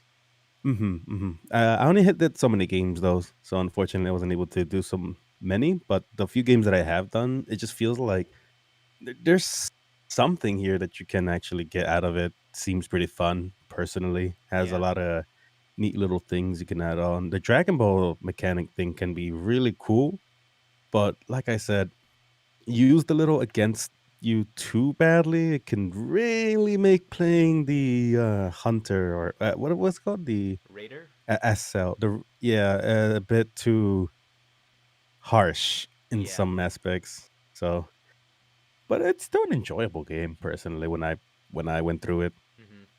I kind of enjoyed it too. I'm kind of excited to see what they do with it. Maybe more news on And that this year. yeah, I saw some people that are like, oh, obviously Frieza is gonna be a given. Well, They no, were like, no, the most popular villain in all of Dragon Ball that's also on the key art. No, I can't imagine him getting into the game. Nope. Oh my oh god. no, of course not. Of course not. Man. But I saw actually some people talking about it too. They're like, for whatever reason, they want like the Janemba form to be a thing. Hmm.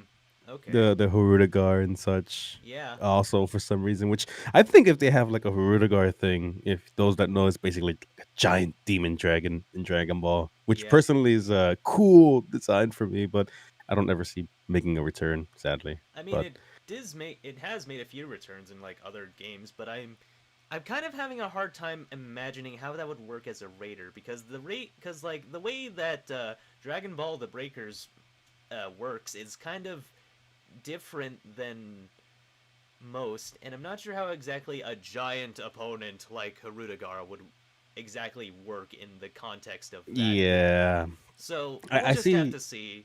to see how what the future holds for that game at least.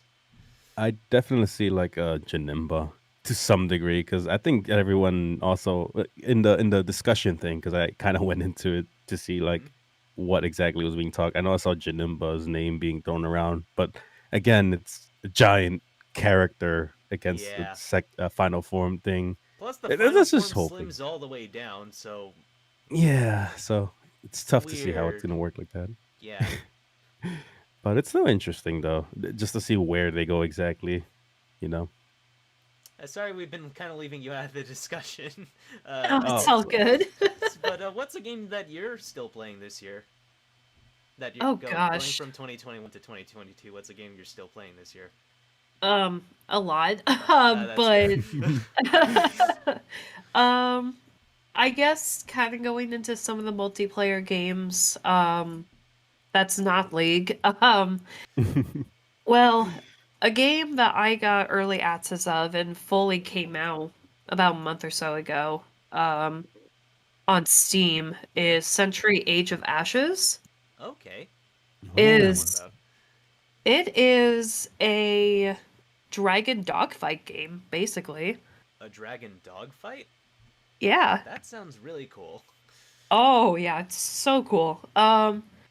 There's only three different kinds of classes. You have the Martyr, which is kind of like your DPS.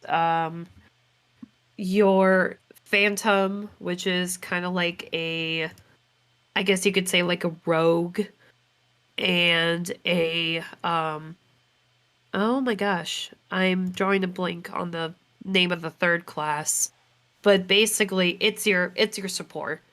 Mm. Um, It's the flying dragon thing, isn't it? The air battles are basically like the dragon battles, or am I thinking of the wrong game? yeah, it's air battles. And Yeah. you're riding dragons on.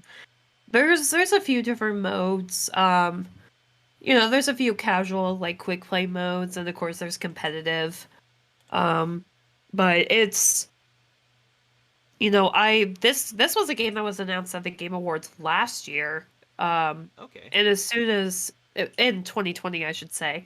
Right. Um, Oh my god, you're and right. it's yeah, and as soon as I saw that trailer, I was like, "Oh my god, I need to play this." And I signed up to play in the early access as soon as I could. Mhm. And I was only able to play a couple hours of it, but I had so much fun, and I just like delved kind of deep once the full game came out. Um, and that's a game I've just been like hooked on for a while whenever I am able to play it.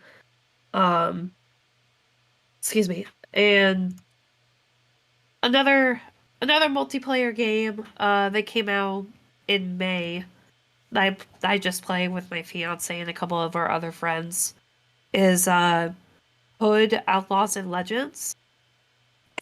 Excuse me. Oh, okay. Um, it's a multiplayer Robin Hood game basically. Oh. Okay. Mhm. Yeah. So you spawn in the map. You try to steal a key off the big sheriff guy, which we have an inside joke within my friend group. We call the sheriff Daryl. um, Eh. it was like, oh hey Daryl, how's it going? How are the kids? And, swipe the key off him, and then you find the vault. And then you try to steal the treasure and then get the treasure out of the out of the map and into your base to, get all the gold, and either split it either all for yourself or all for the people, or split it like in the middle, depending on how much gold there actually is. And yeah, it's another, in my opinion, it's another really fun game. That didn't really get talked about a whole lot this year. But it's, yeah, if you got a good group going, it's a 4-player. If you're playing just against AI anyway, there's also an option to play against other players who have the same exact objective as you, of stealing the gold and getting out. But you're playing as Robin, you're playing as Marianne, Little John. There's a couple other characters you can play as. But it's, I find it very fun. That's very interesting. That's very, very interesting. It's Oh a yeah. good, Me of, fun some game, other board games I honestly. played with my cousins before, and as well. Oh yeah. I can't really think of. I can't really recall one off the top of my head, but it does remind me a lot of that. But now that we talk about games that we've been tackling that are gonna be, let's talk about. Do you guys have any games in your backlog that you're thinking that you want to tackle this year? That you really, really want to? I think this is the year where I finally excuse me, my gosh. Apologies as well. I've been recovering from the thing that starts with a C that the world's been dealing with. That's why I've been sounding not so great this entire time. But I think it's time. This is the year that I finally finally do a long overdue second playthrough of the first Bayonetta game and finally play the second. And B, also finally play Astral Chain, excuse me. Oh my god. Astral Chain is another game I've been wanting to play like since it came out. I just haven't. That's on my. I mean, I'm not really halfway. I have started it. I haven't beaten it, but I've started it. It's a very interesting game. You get to use stands that are chained. It's cool. It's a very cool game. It's very Platinum Games. Oh yeah. I also finally went back to playing Tokyo Mirage Sessions. Oh, wow. I also would like to finish that game as well. I would also like to finish that game sometime this century. But I already have way too many RPGs as it is. Yeah, I know that feeling. Yeah.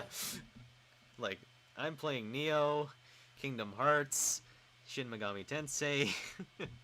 Jesus. Yeah. What about you, Jacer? Sorry. Oh, yeah.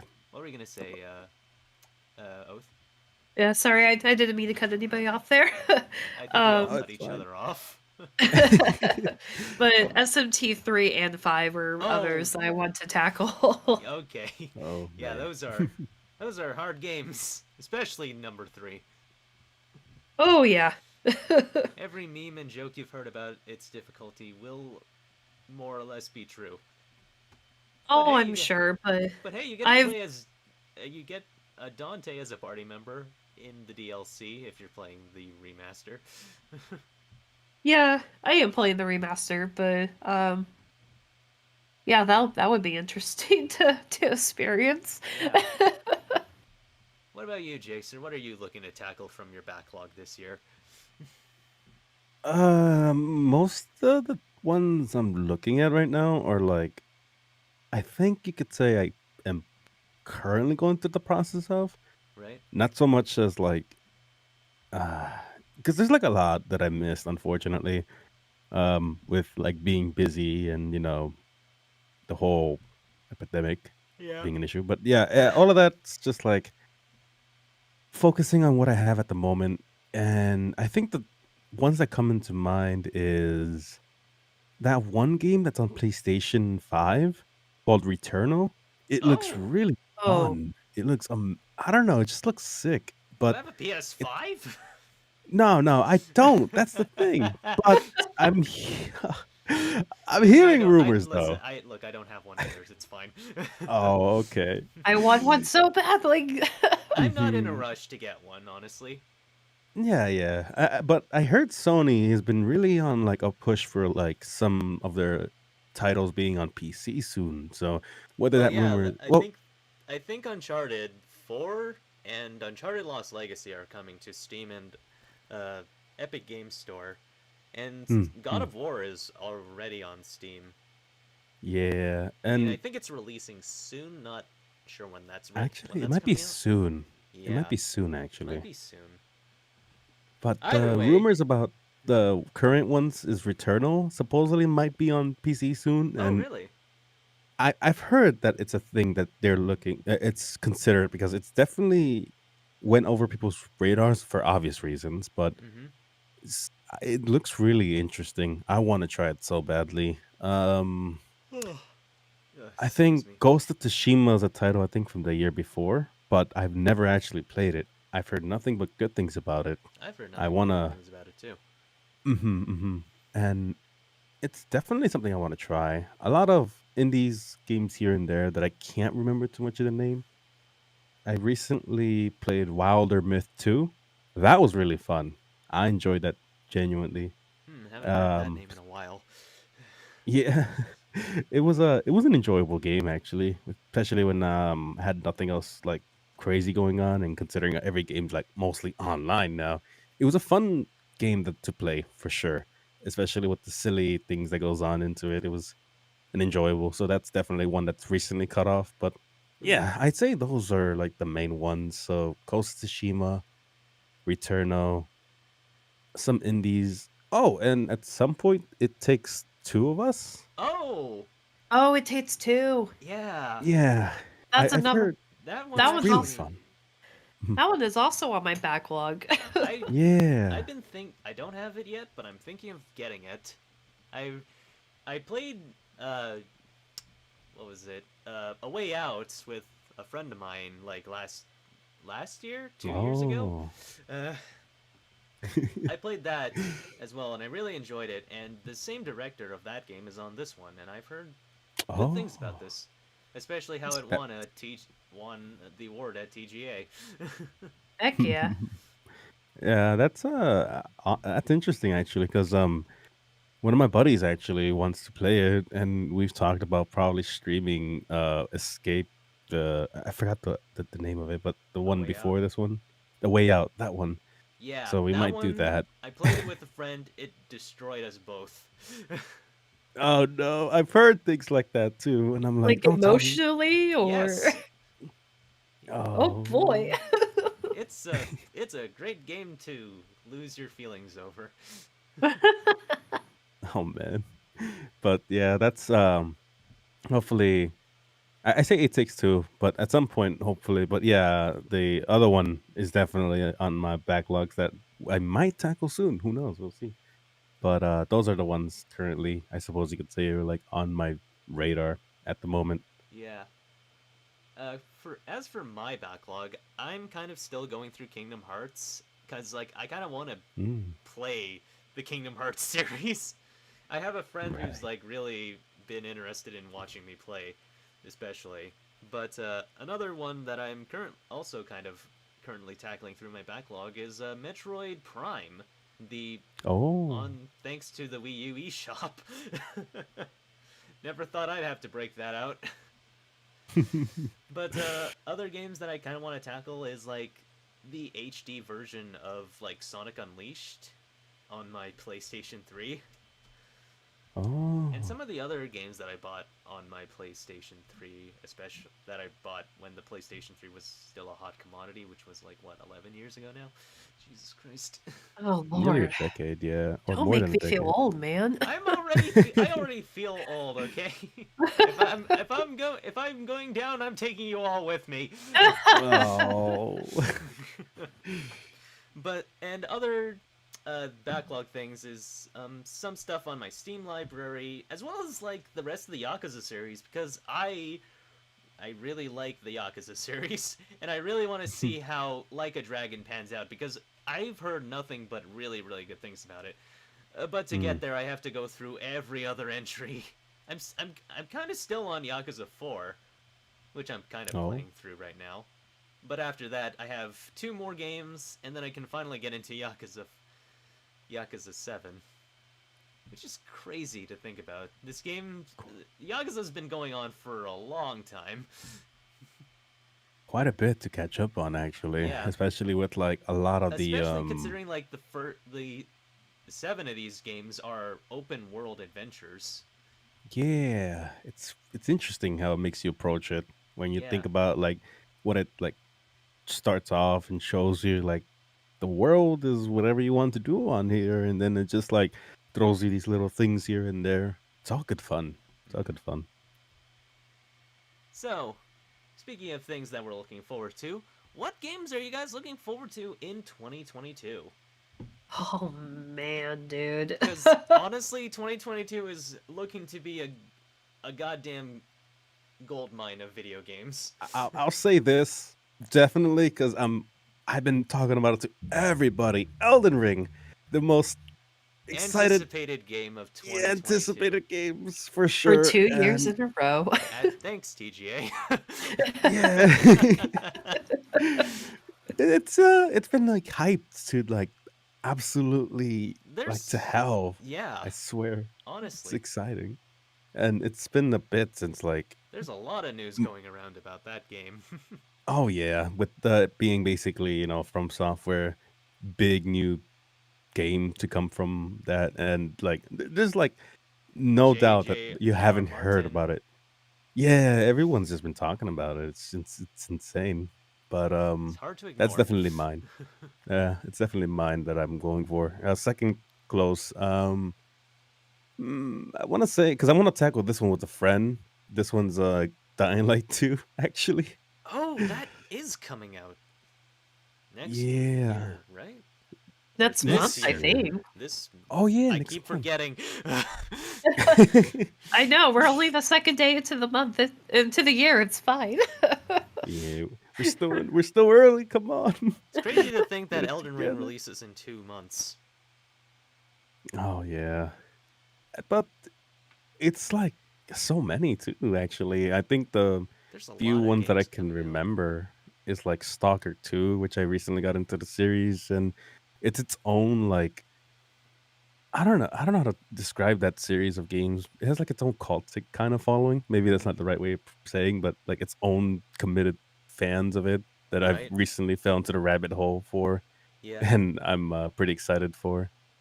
Not sure. I heard about Sonic too, actually. Sonic Frontiers. Frontiers? Can we talk about Sonic Mm-hmm. Frontiers? Because I'm very excited for Sonic Frontiers. Oh my gosh. Depending on how the gameplay looks, once we get that might be the game to get me back into Sonic. Honestly, yeah, fair enough. Considering that we listen, the rumors I've heard from the pipeline is if it's kind of like open world Sonic. It's kind of like Breath of the Wild, is what I've heard the rumor grapevine. And yeah, I guess it might or might not work depending on how well they implement it, but they purposely missed it because this game was actually supposed to release last year for the 30th anniversary, but they skipped it in order for quality assurance, according to a representative at Sega. Well, we'll see if that is smoke and mirrors by the time the game releases this holiday season. But I kind of want to put my faith into it. I kind of very interested in it because another thing that really got me interested in this game specifically is that the writer of the game is Ian Flynn, who has been the writer of the Sonic comics since 2006, who's been the main writer of the Archie comics all the way till its cancellation, and is the main head writer for the IDW comic series, which has been phenomenal so far. So if Wow. nothing else, the story will be at least pretty decent. Promising. I hope, right? Mm-hmm. It's because like one of the best things that Ian Flynn does is that he's really knows how to have Sonic characters interacting. He really has really awesome character moments, like characterizes Sonic really, really well. Whenever he writes side characters, they all get a chance to shine, especially. And one more thing that I'm really excited about is the fact that Amy is going to be the disembodied voice we heard in that trailer, which I've heard rumors about it being that's Amy's a ghost and gonna be, and I guess kind of the Zelda to Sonic's Link in this, if we're going with the Breath of the Wild comparisons again. What? Mm. Excuse me? That's interesting, actually. Yeah. Okay. So I'm not really sure how I'm gonna explain this without sounding like a maniac, but there's apparent. Okay, so Ghost Amy is apparently a thing, is what I know. Nani? Yeah. What? I might have to link you guys to the actual thread or theory that I've heard about, but that's kind of the basic gist of it, based on some maybe credible 4chan links. I don't know. Who knows? But that's kind of the idea, I suppose, that of why is Amy in this story and how does she play, especially how does she play a role in it? But that's the part about Sonic Frontiers that kind of gets me really excited. Mm. Well, it's definitely taking like what I say risk. It's definitely taking like more of a different approach to it. So Yeah. why not go all out and do like a lot of these like little, I guess you could say niche things that maybe they're like using off of like other games inspiration. You know, I know since Breath of the Wild, a lot of games definitely got inspiration from. I'd even say like Genshin might have even had some lots of inspirations from it even, and a lot of other games. So Yeah. seeing a Sonic doing the same approach, and another game that I'm sure you probably also know that's going open world apparently. But talk about that maybe later. But yeah, no, it's interesting to see how it's gonna go for sure. No idea at all for Sonic in general, but excited to be honest. Yeah. It's a promising thing. It just doesn't need. It just needs to not trip at the finish line, is all. Yeah. But Oh, yeah. what other games are coming out next? Gosh, this year. I guess since we're on the topic of Breath of the Wild, the sequel to Breath of the Wild. Have they showed more at all since that last time? Since Nope. E3, no. No, right? Because the only thing I've been kind of like, I want to say kind of spoon fed, and not really so much from just announcements that they made, Mm-hmm. is just like the constant theories of like Hotbod Ganon Yeah. fan arts and such. That We've been for some reason, Zelda fans have been Yeah. starving for news, I'm sure.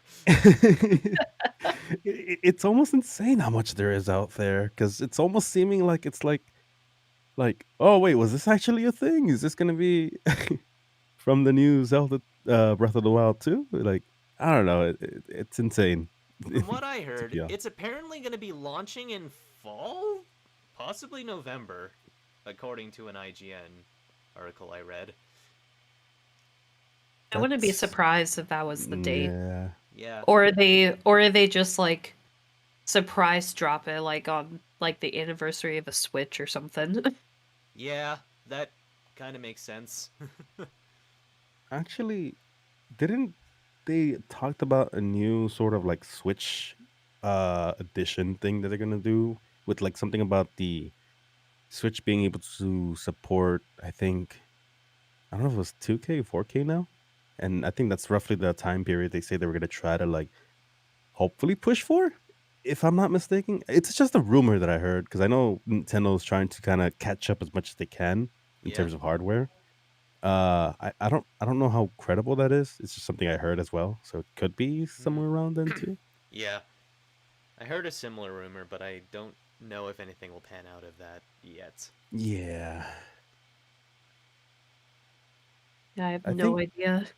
I think also Kirby has like a thing Oh my coming god! out. Kirby in the Yes! Forgotten That's what I was Land! That's referring. right! Oh, that's gonna Yeah. be a very Kirby- fun game. I am going to get that day one, I am very sure. It's Kirby Odyssey. I mean, More like Kirby Automata. I mean, yeah, Oh, that too. But It's super promising, it looks super exciting, and fans have been waiting for a 3D Kirby game for like forever since the GameCube. I think Which is what I've been news. hearing too is that considering that all these games are kind of going open world now, the whole like stigma of like, will there be too much? But as But soon as Kirby I kind of mean, came along, I mean, people have were like, "Hell yeah!" I Go mean, ahead. we've been oversaturated with open world games since 2017, 2016, 2018.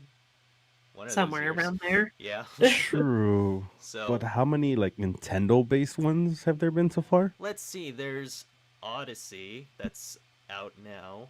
There's Breath of the Wild. There's Breath of the Wild 2. Um Pokemon Legends Arceus? Question mark? Yeah, that looks pretty I think open that world. is. Yeah, I think they're And going for an approach of that way. kinda sorta sorta shield? Kind of. Mm, Kinda? Kind of. maybe. Uh, And that's all I can think of off the top of my head, at the very least. There's quite a few then, actually, in that case so So, far. 5? Well, we're getting there. I mean, there's Yeah. like a lot of other games titled AAA game titles that I've been doing, and Nintendo's like, might as well give it a shot, finally. Yeah. So, yeah, Kirby's looking real promising. Hmm. But, speaking of Nintendo and party titles, Bayonetta 3.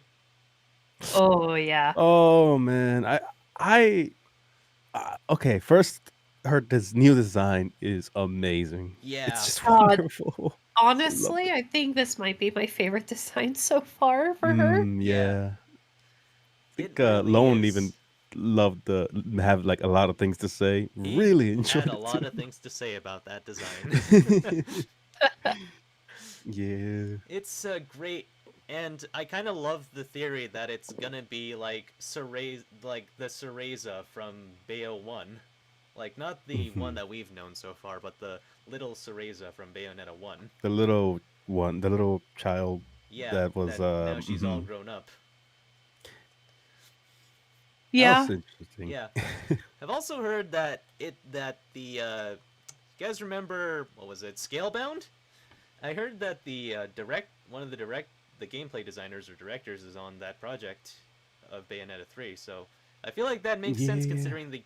considering that game had like giant Kaiju kaiju battles. battles, and in Scalebound you could control a dragon.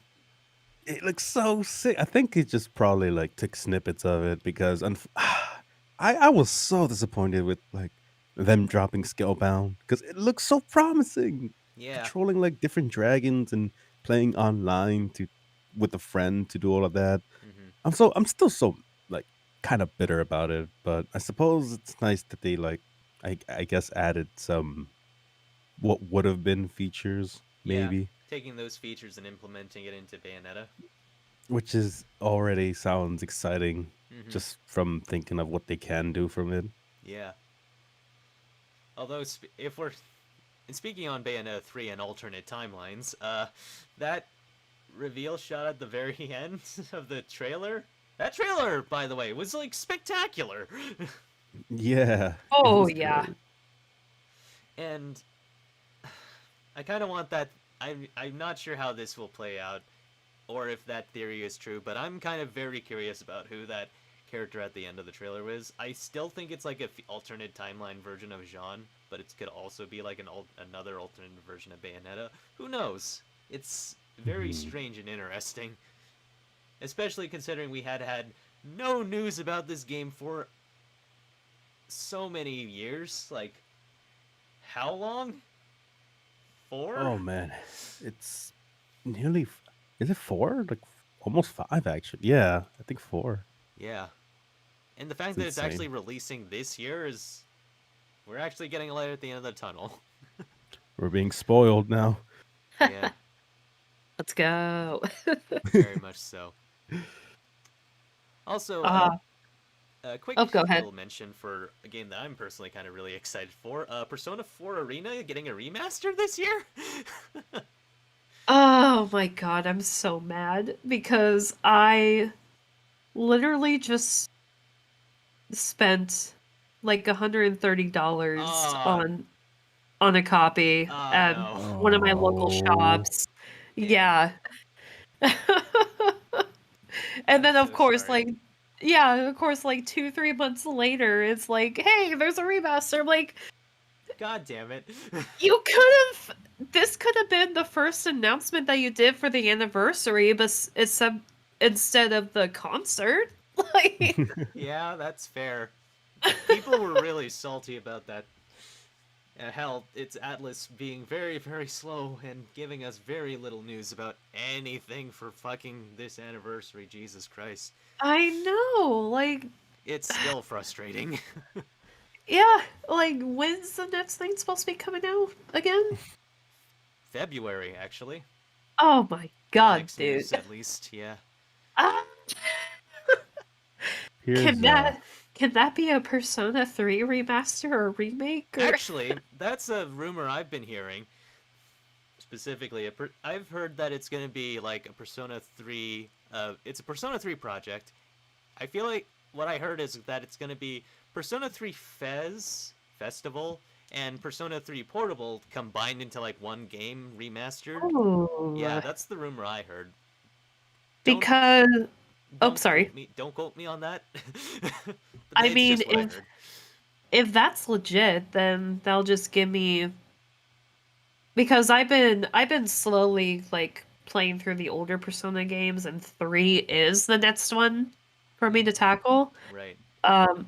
I will eventually be tackling 1 and 2, but if this remaster, if this new thing that you just mentioned is legit, then I mean, I can wait a bit for that to come out. Assuming they even give a date if they announce it. God, I hope so. My god, right. Although, speaking of Persona 1 and 2, I heard... That's one of the other rumors I've heard for the anniversary, is that it's going to be a remaster of 1 and 2 packaged together. Oh, that would be so nice. It would be nice. Because there are so many Sure would people... like to see that happen. There are so many people, myself included, who legitimately are interested in 1 and 2. Yeah. But they're so hard to come by nowadays. Without resorting to emulation. Yeah, like I legitimately got a Vita. I was able to find a Vita for... I got a PlayStation TV. Well, I don't have a Remember TV. that thing? I never knew about that until recently, but I don't have a PlayStation TV, but I was able to snag a Vita for a somewhat decent price, and then Golden. Golden, and then thank God, like 1 and 3 were also on the PlayStation Store Yeah. for the Vita. Mhm. But I think Portable yeah, is supposed to be also on there. I'm not sure. yep, Portable is on there. Just not FES or OG, but I think Fez is on the PlayStation 3 store. yes, I think so. I'll have to look back and confirm, but I think you're right. I do have... I'm pretty sure I am right, because I do have that downloaded on my PS3. Oh, there you go. But where were we going with this? remakes potentially being more a thing, I suppose, because a lot of remakes or remasters have been really I guess like the top commodity. Is that fair to say? I suppose As so. of late, Yeah. because I know a lot of them recent ones have been all right. I suppose. I think the only ones that I've heard that were like disappointing, and that's from people that I know that were like excited for, was like I heard the World of Warcraft thing was kind of a meh. Pick your poison if you think it's good or bad. Oh God, let's not talk Oh about boy. that Yeah, yeah, mess, yeah. Don't please. worry. That's a whole But can of worms. Yeah. I know Diablo 2 had a remaster that was a little Oh no. underwhelming, and to make it even worse, if people still play the GTA trilogy Oh remastered, I Oh think it was my a god. buggy God! You're mess. right. That did come out last year. Yeah, it was. I don't know. I really wanted to avoid negative topics this No, in the yeah, stream. but it's more so to like just be like, it's not like it's or like not to think that remakes are to come. It's just hoping for the best for them, that they're like more so faithful, and wonder what kind of niche things they can add on. I suppose you could say. So it's not, Yeah. to hope for the best. Yeah, that's all you can really do. Yeah. Um, back to back to something positive. there's, Sorry. I mean, there's a ton of games There that really- are, There's a lot. yeah, like Bayonetta 3 is on my list to come out. I'm excited for. But Hey, I, Impact, welcome to the stream. Welcome. Actually, but one game that do you guys know Stranger of Paradise Final Fantasy Origin? yes, that's I've actually heard one of of the it, games yeah, I'm looking actually. forward to, surprisingly. Okay, that was gonna be my next topic. Actually, I was gonna bring that up.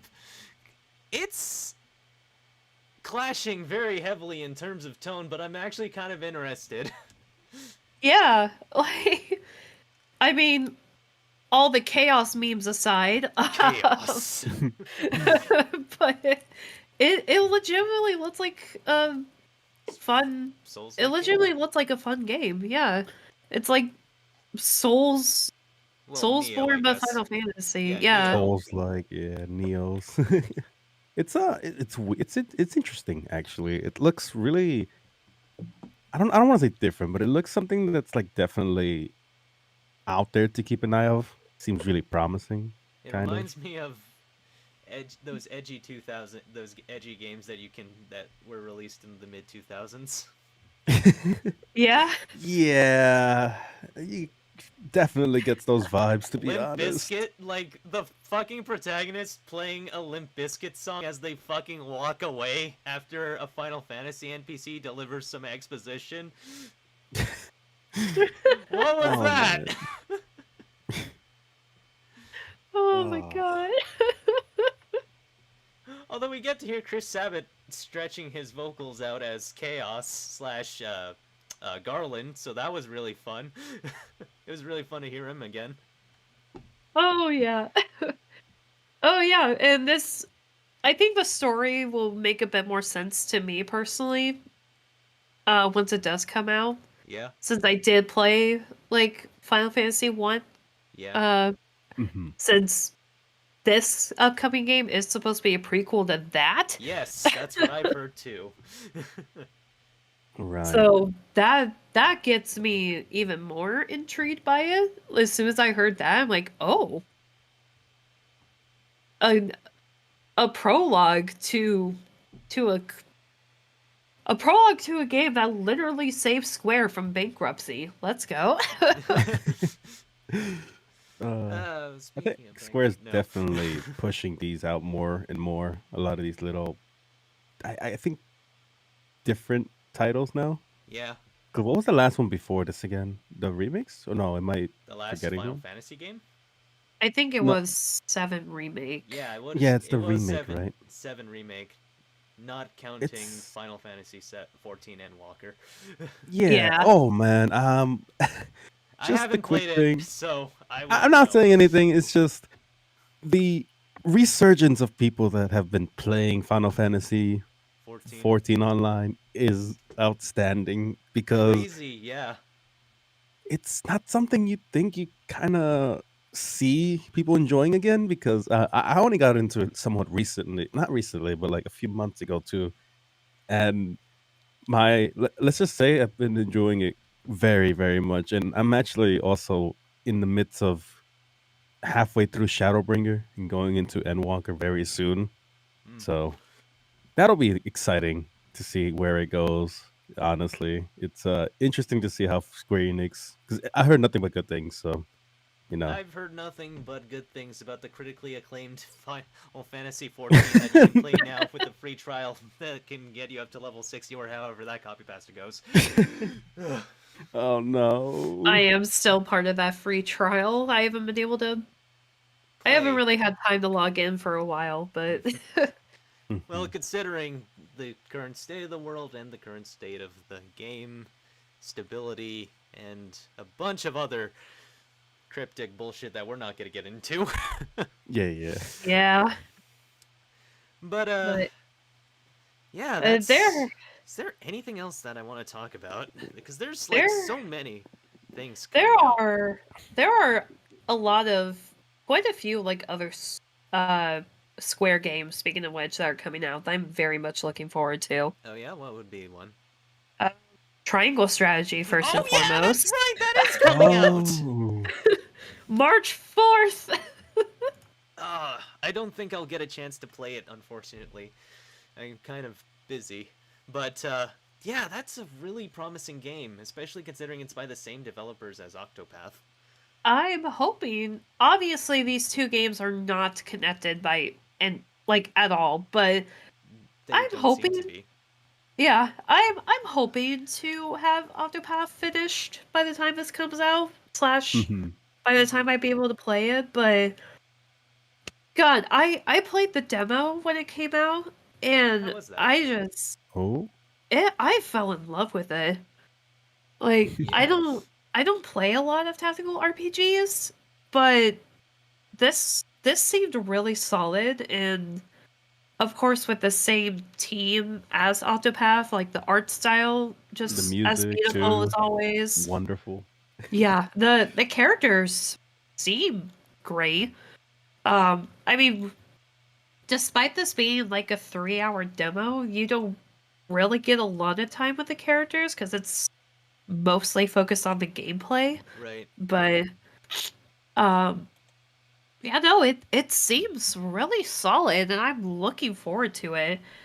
Um and another game that's coming out 2 months after that is Forspoken. Oh, yeah, that's right. The Oh. Isekai game from Square. Yeah. Isekai. I mean, Yeah. that's what it is. I'm not lying. No, you're not. It Yeah, literally is isekai, but pretty my- accurate. but it looks so fucking good. Especially the parkour. Oh my god, the parkour. What is this releasing on PS5 and Windows? Okay. Yep. So I'll be getting. I will be pre-ordering it on Steam when I get the chance. Yeah. And then, going backwards. Oh, sorry. Go ahead. The real Square Enix game to be looking forward to. Chocobo GP. That's what I was Oh. literally just about to talk about next. Actually, I'm gonna be honest. Yeah. I'm not really a fan of the Mario Kart games. Yeah. However, Hmm. this looks so fucking adorable. Yeah. And Final Fantasy IX is my favorite Final Fantasy game, and that game is finally getting some love with this one, with Vivi and Steiner and Yeah. potentially Freya. Yeah. And I just, oh my god. I, excuse me, I just, It looks It like look- a very promising racing game. With yeah, Final Fantasy characters. it looks adorable. And I'm hoping there's going to be some other people that are going to get this as well, because I do want to play this one with some other people. Seems Um, very cute and very fun. yes. I don't know if this one is actually going to come out in 2022 because it just keeps getting delayed and delayed and delayed. Yeah, But I hope to God it comes out in 2022. and that would be. Digimon Survive! Oh yeah, that's right. Oh yeah. That's right. I actually covered this game a few times on a few articles, but yeah, that one's been delayed to hell and back.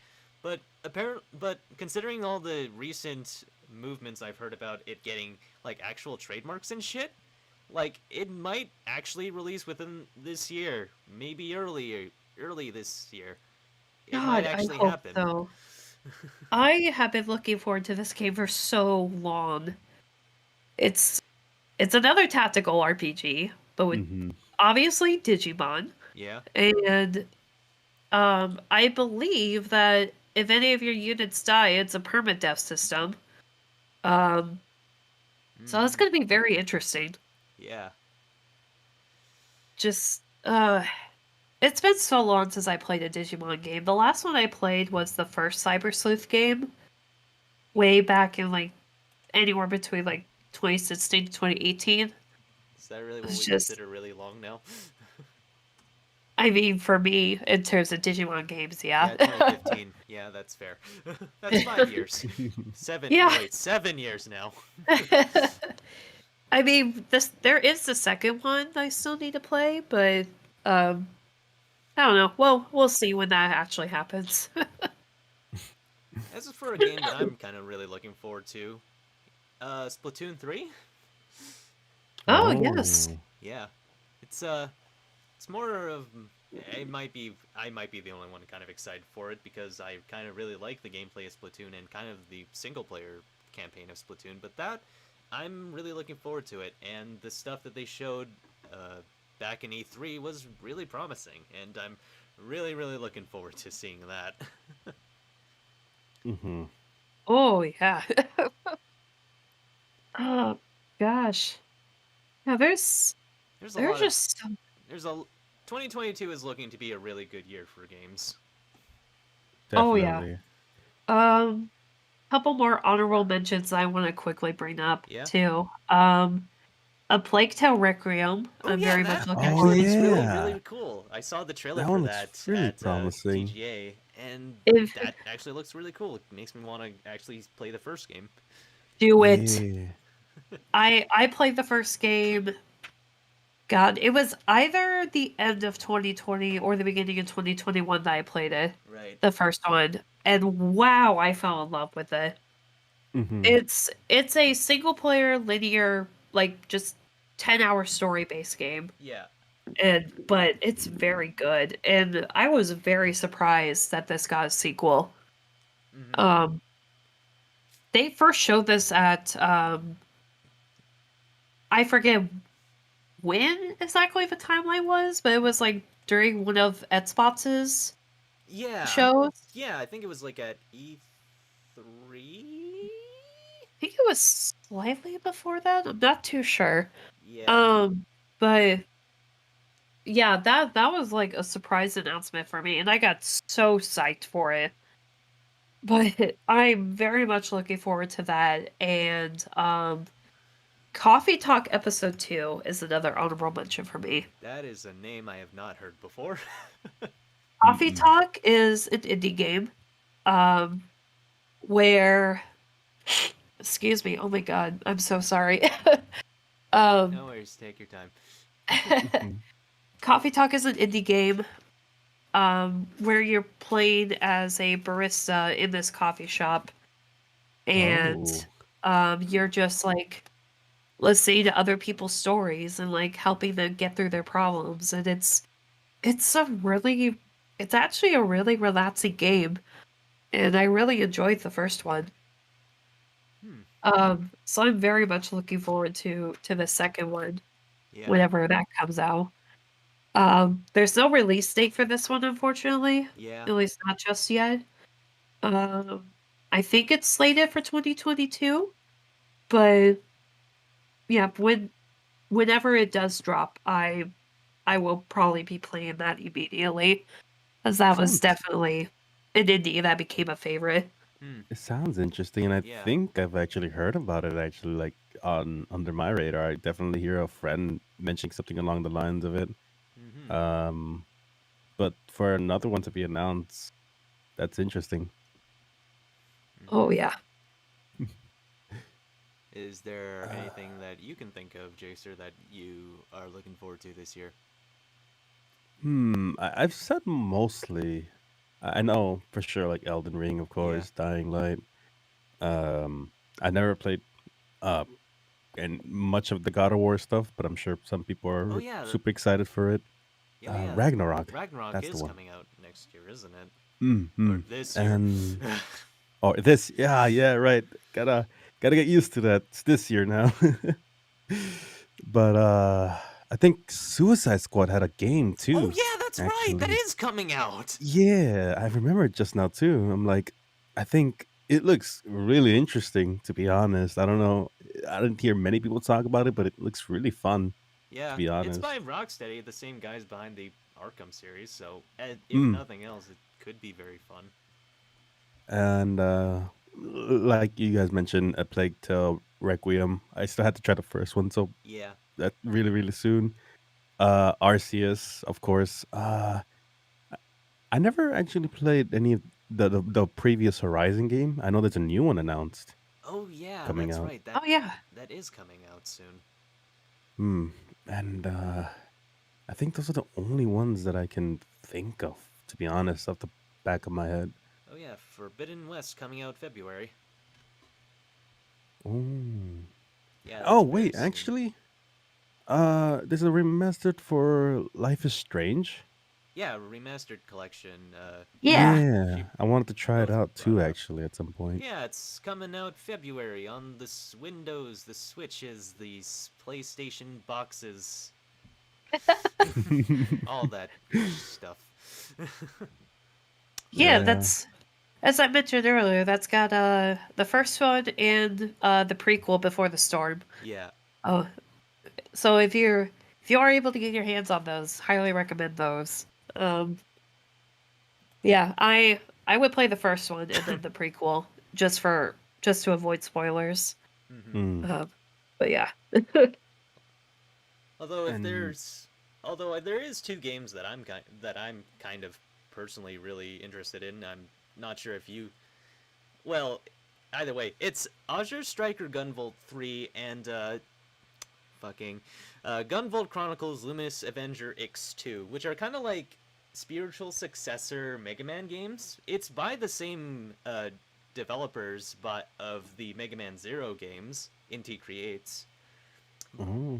But yeah, they utilize like a different kind of mechanics of how to shoot and get places, and they also like have this big emphasis on electricity and gunplay, especially, which is really fun. That I really liked in the first two Azure Striker games, and I really liked it Luminous Avenger X and how it really pushed that game's protagonist, which is the rival of the Hmm. Azure Striker games. And I guess the last topic I have for us tonight on this stream is, what are you hoping will get announced this year? Like I want an just update on Final random. Fantasy 16. Well, that is coming. Well, we are getting that. We are actually getting that sometime later in spring, I think. Like legit? Hold on. What was the actual thing? Because I know they recently put out an announcement for saying, noting the delay, and they're gonna give lack of news reveal. Yeah, the next Final Fantasy 16 reveal is gonna be in spring of this year. Okay. Because that's another game I've been very much looking forward to. Yeah, And the fact that we just haven't heard a thing on it, like, since its first announcement. yeah. Just, oh my god. The pandemic certainly did not help things either. So, Yeah, unfortunately. Mhm. what about you, Jacer? What are you hoping to get to see an announcement this year of? Just wild dream pick here. Uh, that's tough because a lot of the recent announcements for games that are coming out this year have basically been the picks that I've been going for. Hmm. Of course, I can kind of like hope for more coverage on Prime 4, but that's just wishful thinking. Like I'm all for the camp of like when it's ready. I'm more than willing to wait for it. But Yeah. that's always a nice touch. Perhaps right now just games that are like kind of out and to be kind of worked on. I suppose is what I'm somewhat hoping for. Hmm. Yeah, I think Returnal is definitely one that I'm hoping to get a PC port if possible. To be honest, because I Right. I, I don't think I can get a PS5. Sorry, Yeah. it's a bit tough, but that's probably one thing for me personally. Hmm. Um, Halo Infinite fixes its little things, How was that but game, by the way? it's actually really fun. I enjoy how it plays. I don't have too much. The progression system definitely has been not the greatest. It's still a genuinely fun game. Personally, it's just I just feel like Bungie focused on some, or not Bungie. Sorry, 343 focused on like I don't know. It's hard to give them anything negative because I genuinely enjoy the game. It's really fun, especially when you pull out with like some mates here and there, and it's really fun to just play a few games. I've actually had like my boy Bam and Speedy actually. We Mm. played quite a few games of Halo. Um, but yeah, hopefully some of those issues that I have kind of get settled. Still really fun. Some ports, of course, and that's about it. To be honest, I'm trying to remember, but I don't think there's really many that comes to mind. Oh, actually, Yeah. maybe there is one. Okay. Uh, I'm kind of waiting for the new Elder Scrolls game, Elder Scrolls 6, to be honest. I don't know. Party Just foul. something. Party foul. I'm sorry. It's just I've been waiting forever. I an I Elder uh I an want to Elder see Scrolls game that's not Skyrim? Did you say no more Skyrim? Skyrim. No. I've already purchased the game too many times. I don't want any more Skyrim. Oh man. But yeah.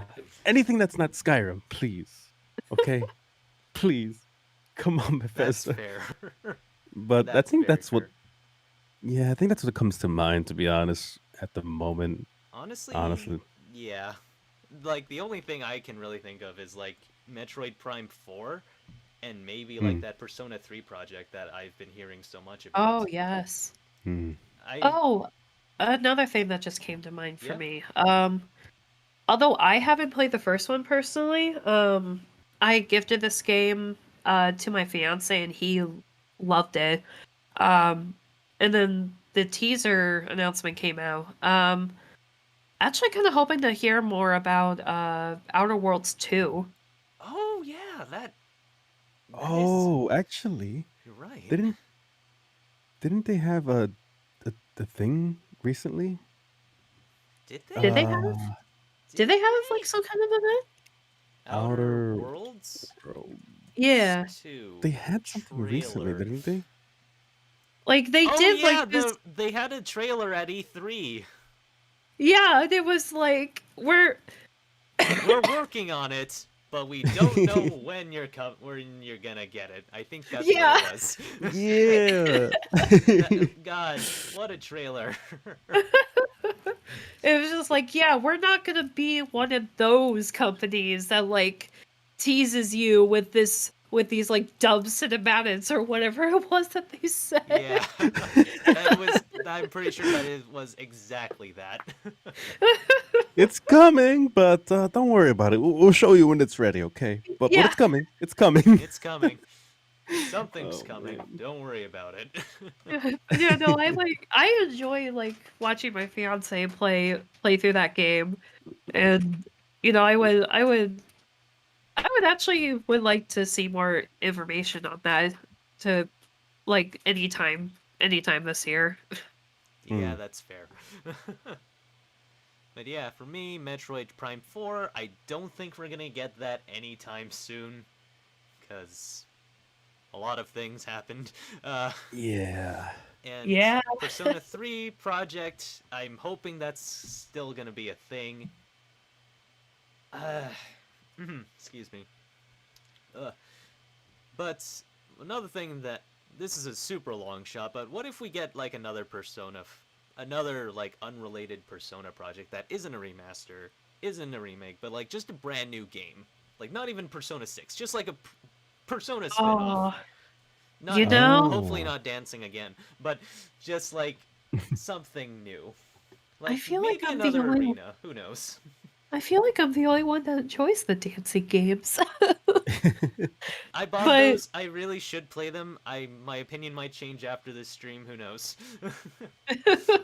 but you know, I would not mind another like spin-off Persona game hmm Like because yeah, I am diving deep into the Persona fandom a little bit now. yeah, that's fair. I've been diving since 2013. I should really At finish my Persona 4 playthrough now that I think about it. at this Do it. point, I think it's overdue for something soon, actually. Because when was the last time? When was Scrambled released Strikers exactly? was released Or February last Strike? year. Yeah, at least the US release West, what? yeah, Well, the the Western release, Western yeah. release, yeah.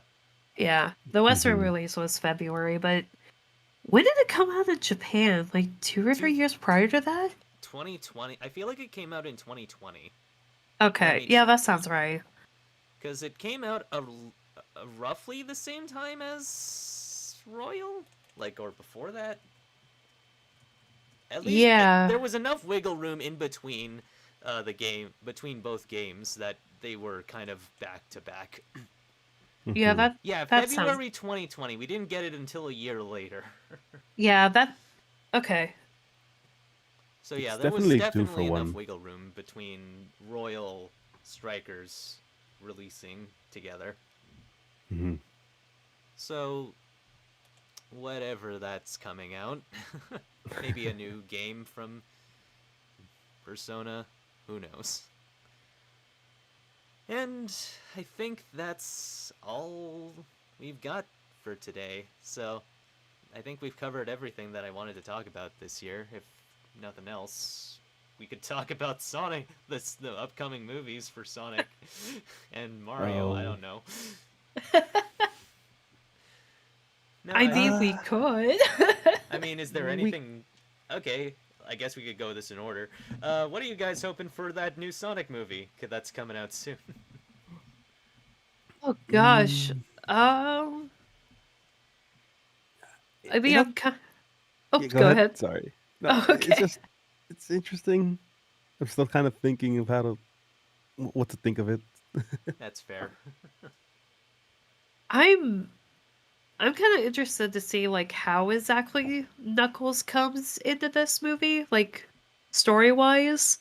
Fair.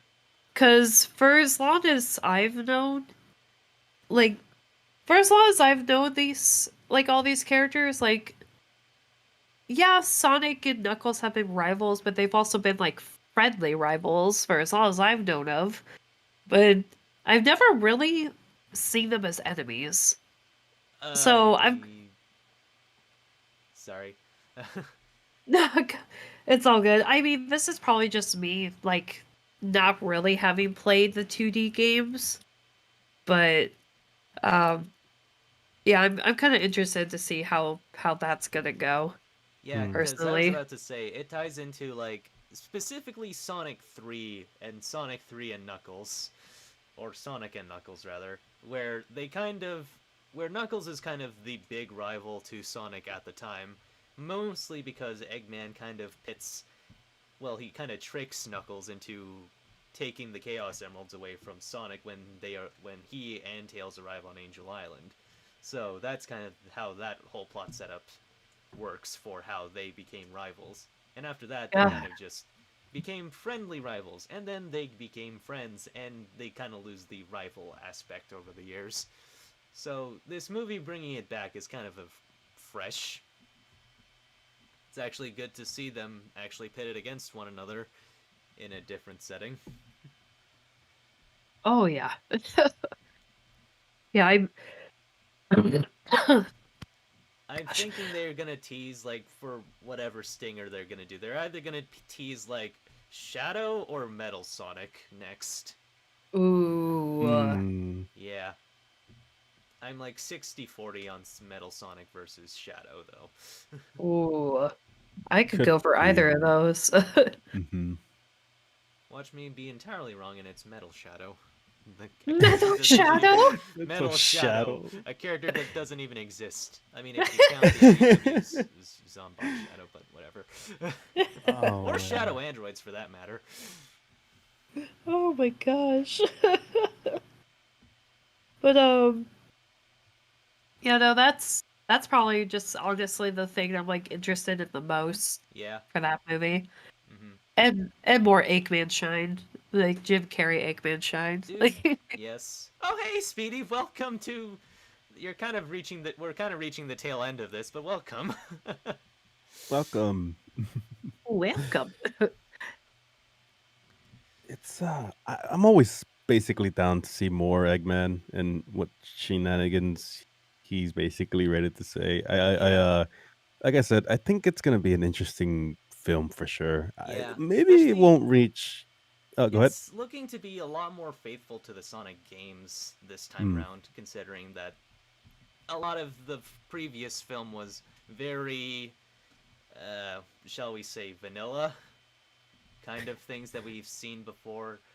Thor, Hop, uh, Looney Tunes back in action, etc. right. So this one is actually looking to be more Sonic based, and that gets me very excited about it. Hmm.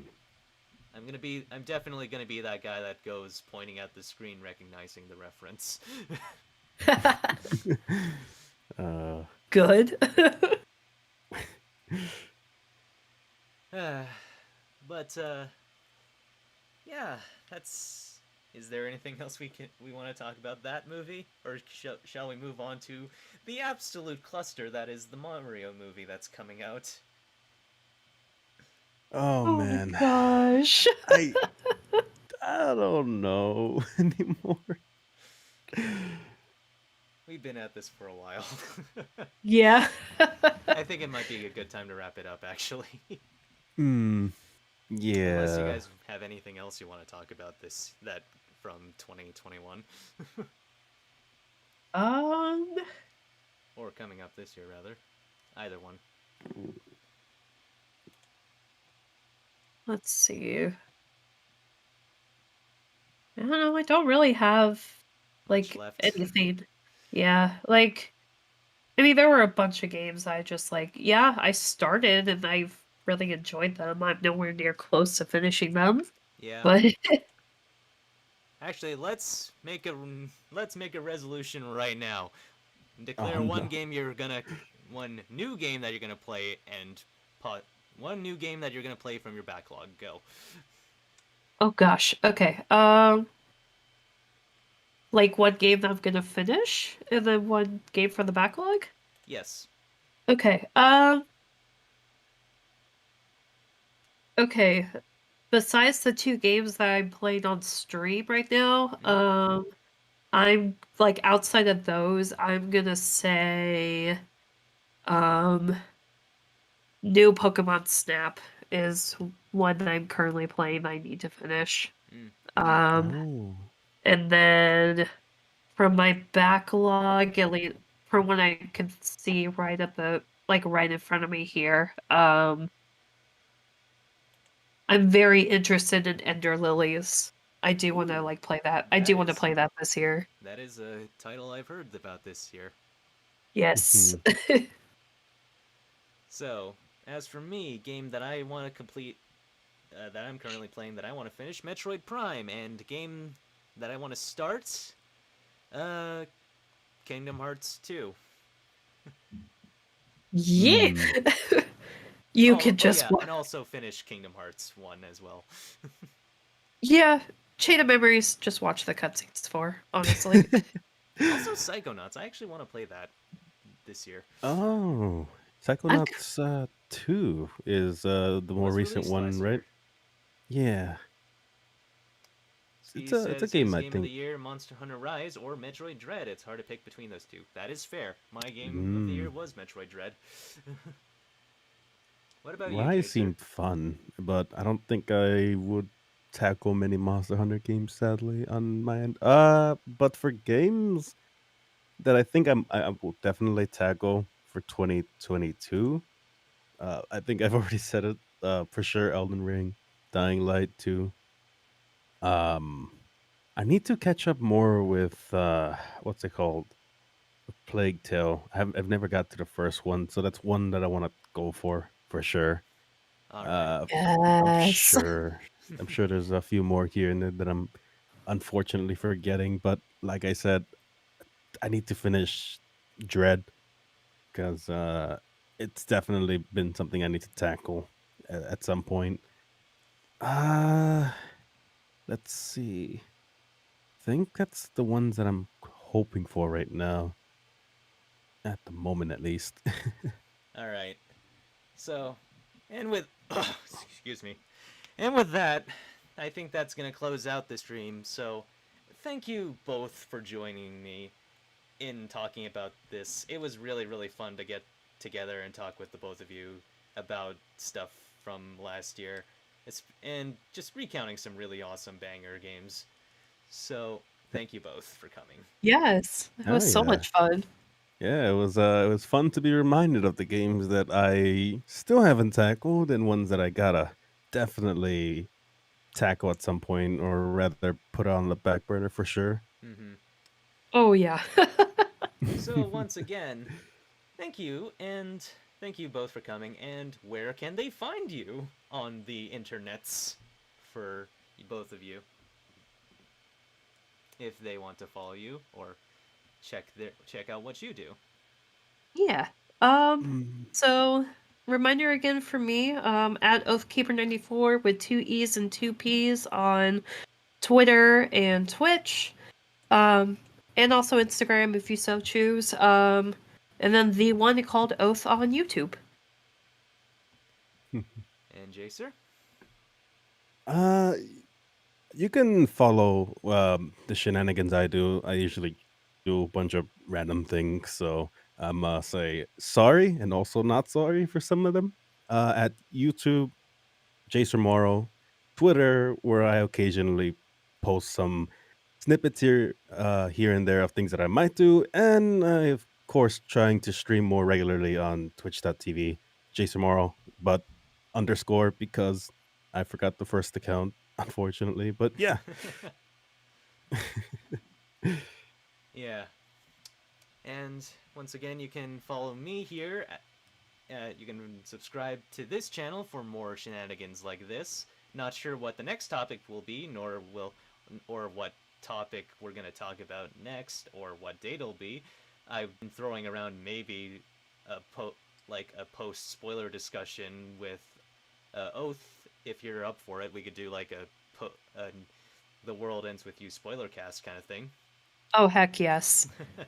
Not sure when I we'll be do that, but you'd be down? Heck yeah, I'm so down. All right. And if you want to follow me on the Twitters, you can find me at Tao Truths on Twitters. At Tao Truths. Yeah. Woo! Woo! Go. Thank you for coming. Thank you all for watching. For everyone that stopped by, thank you. And have a wonderful night. Thank you. And we'll Bye see you next everyone. time. Bye. Peace.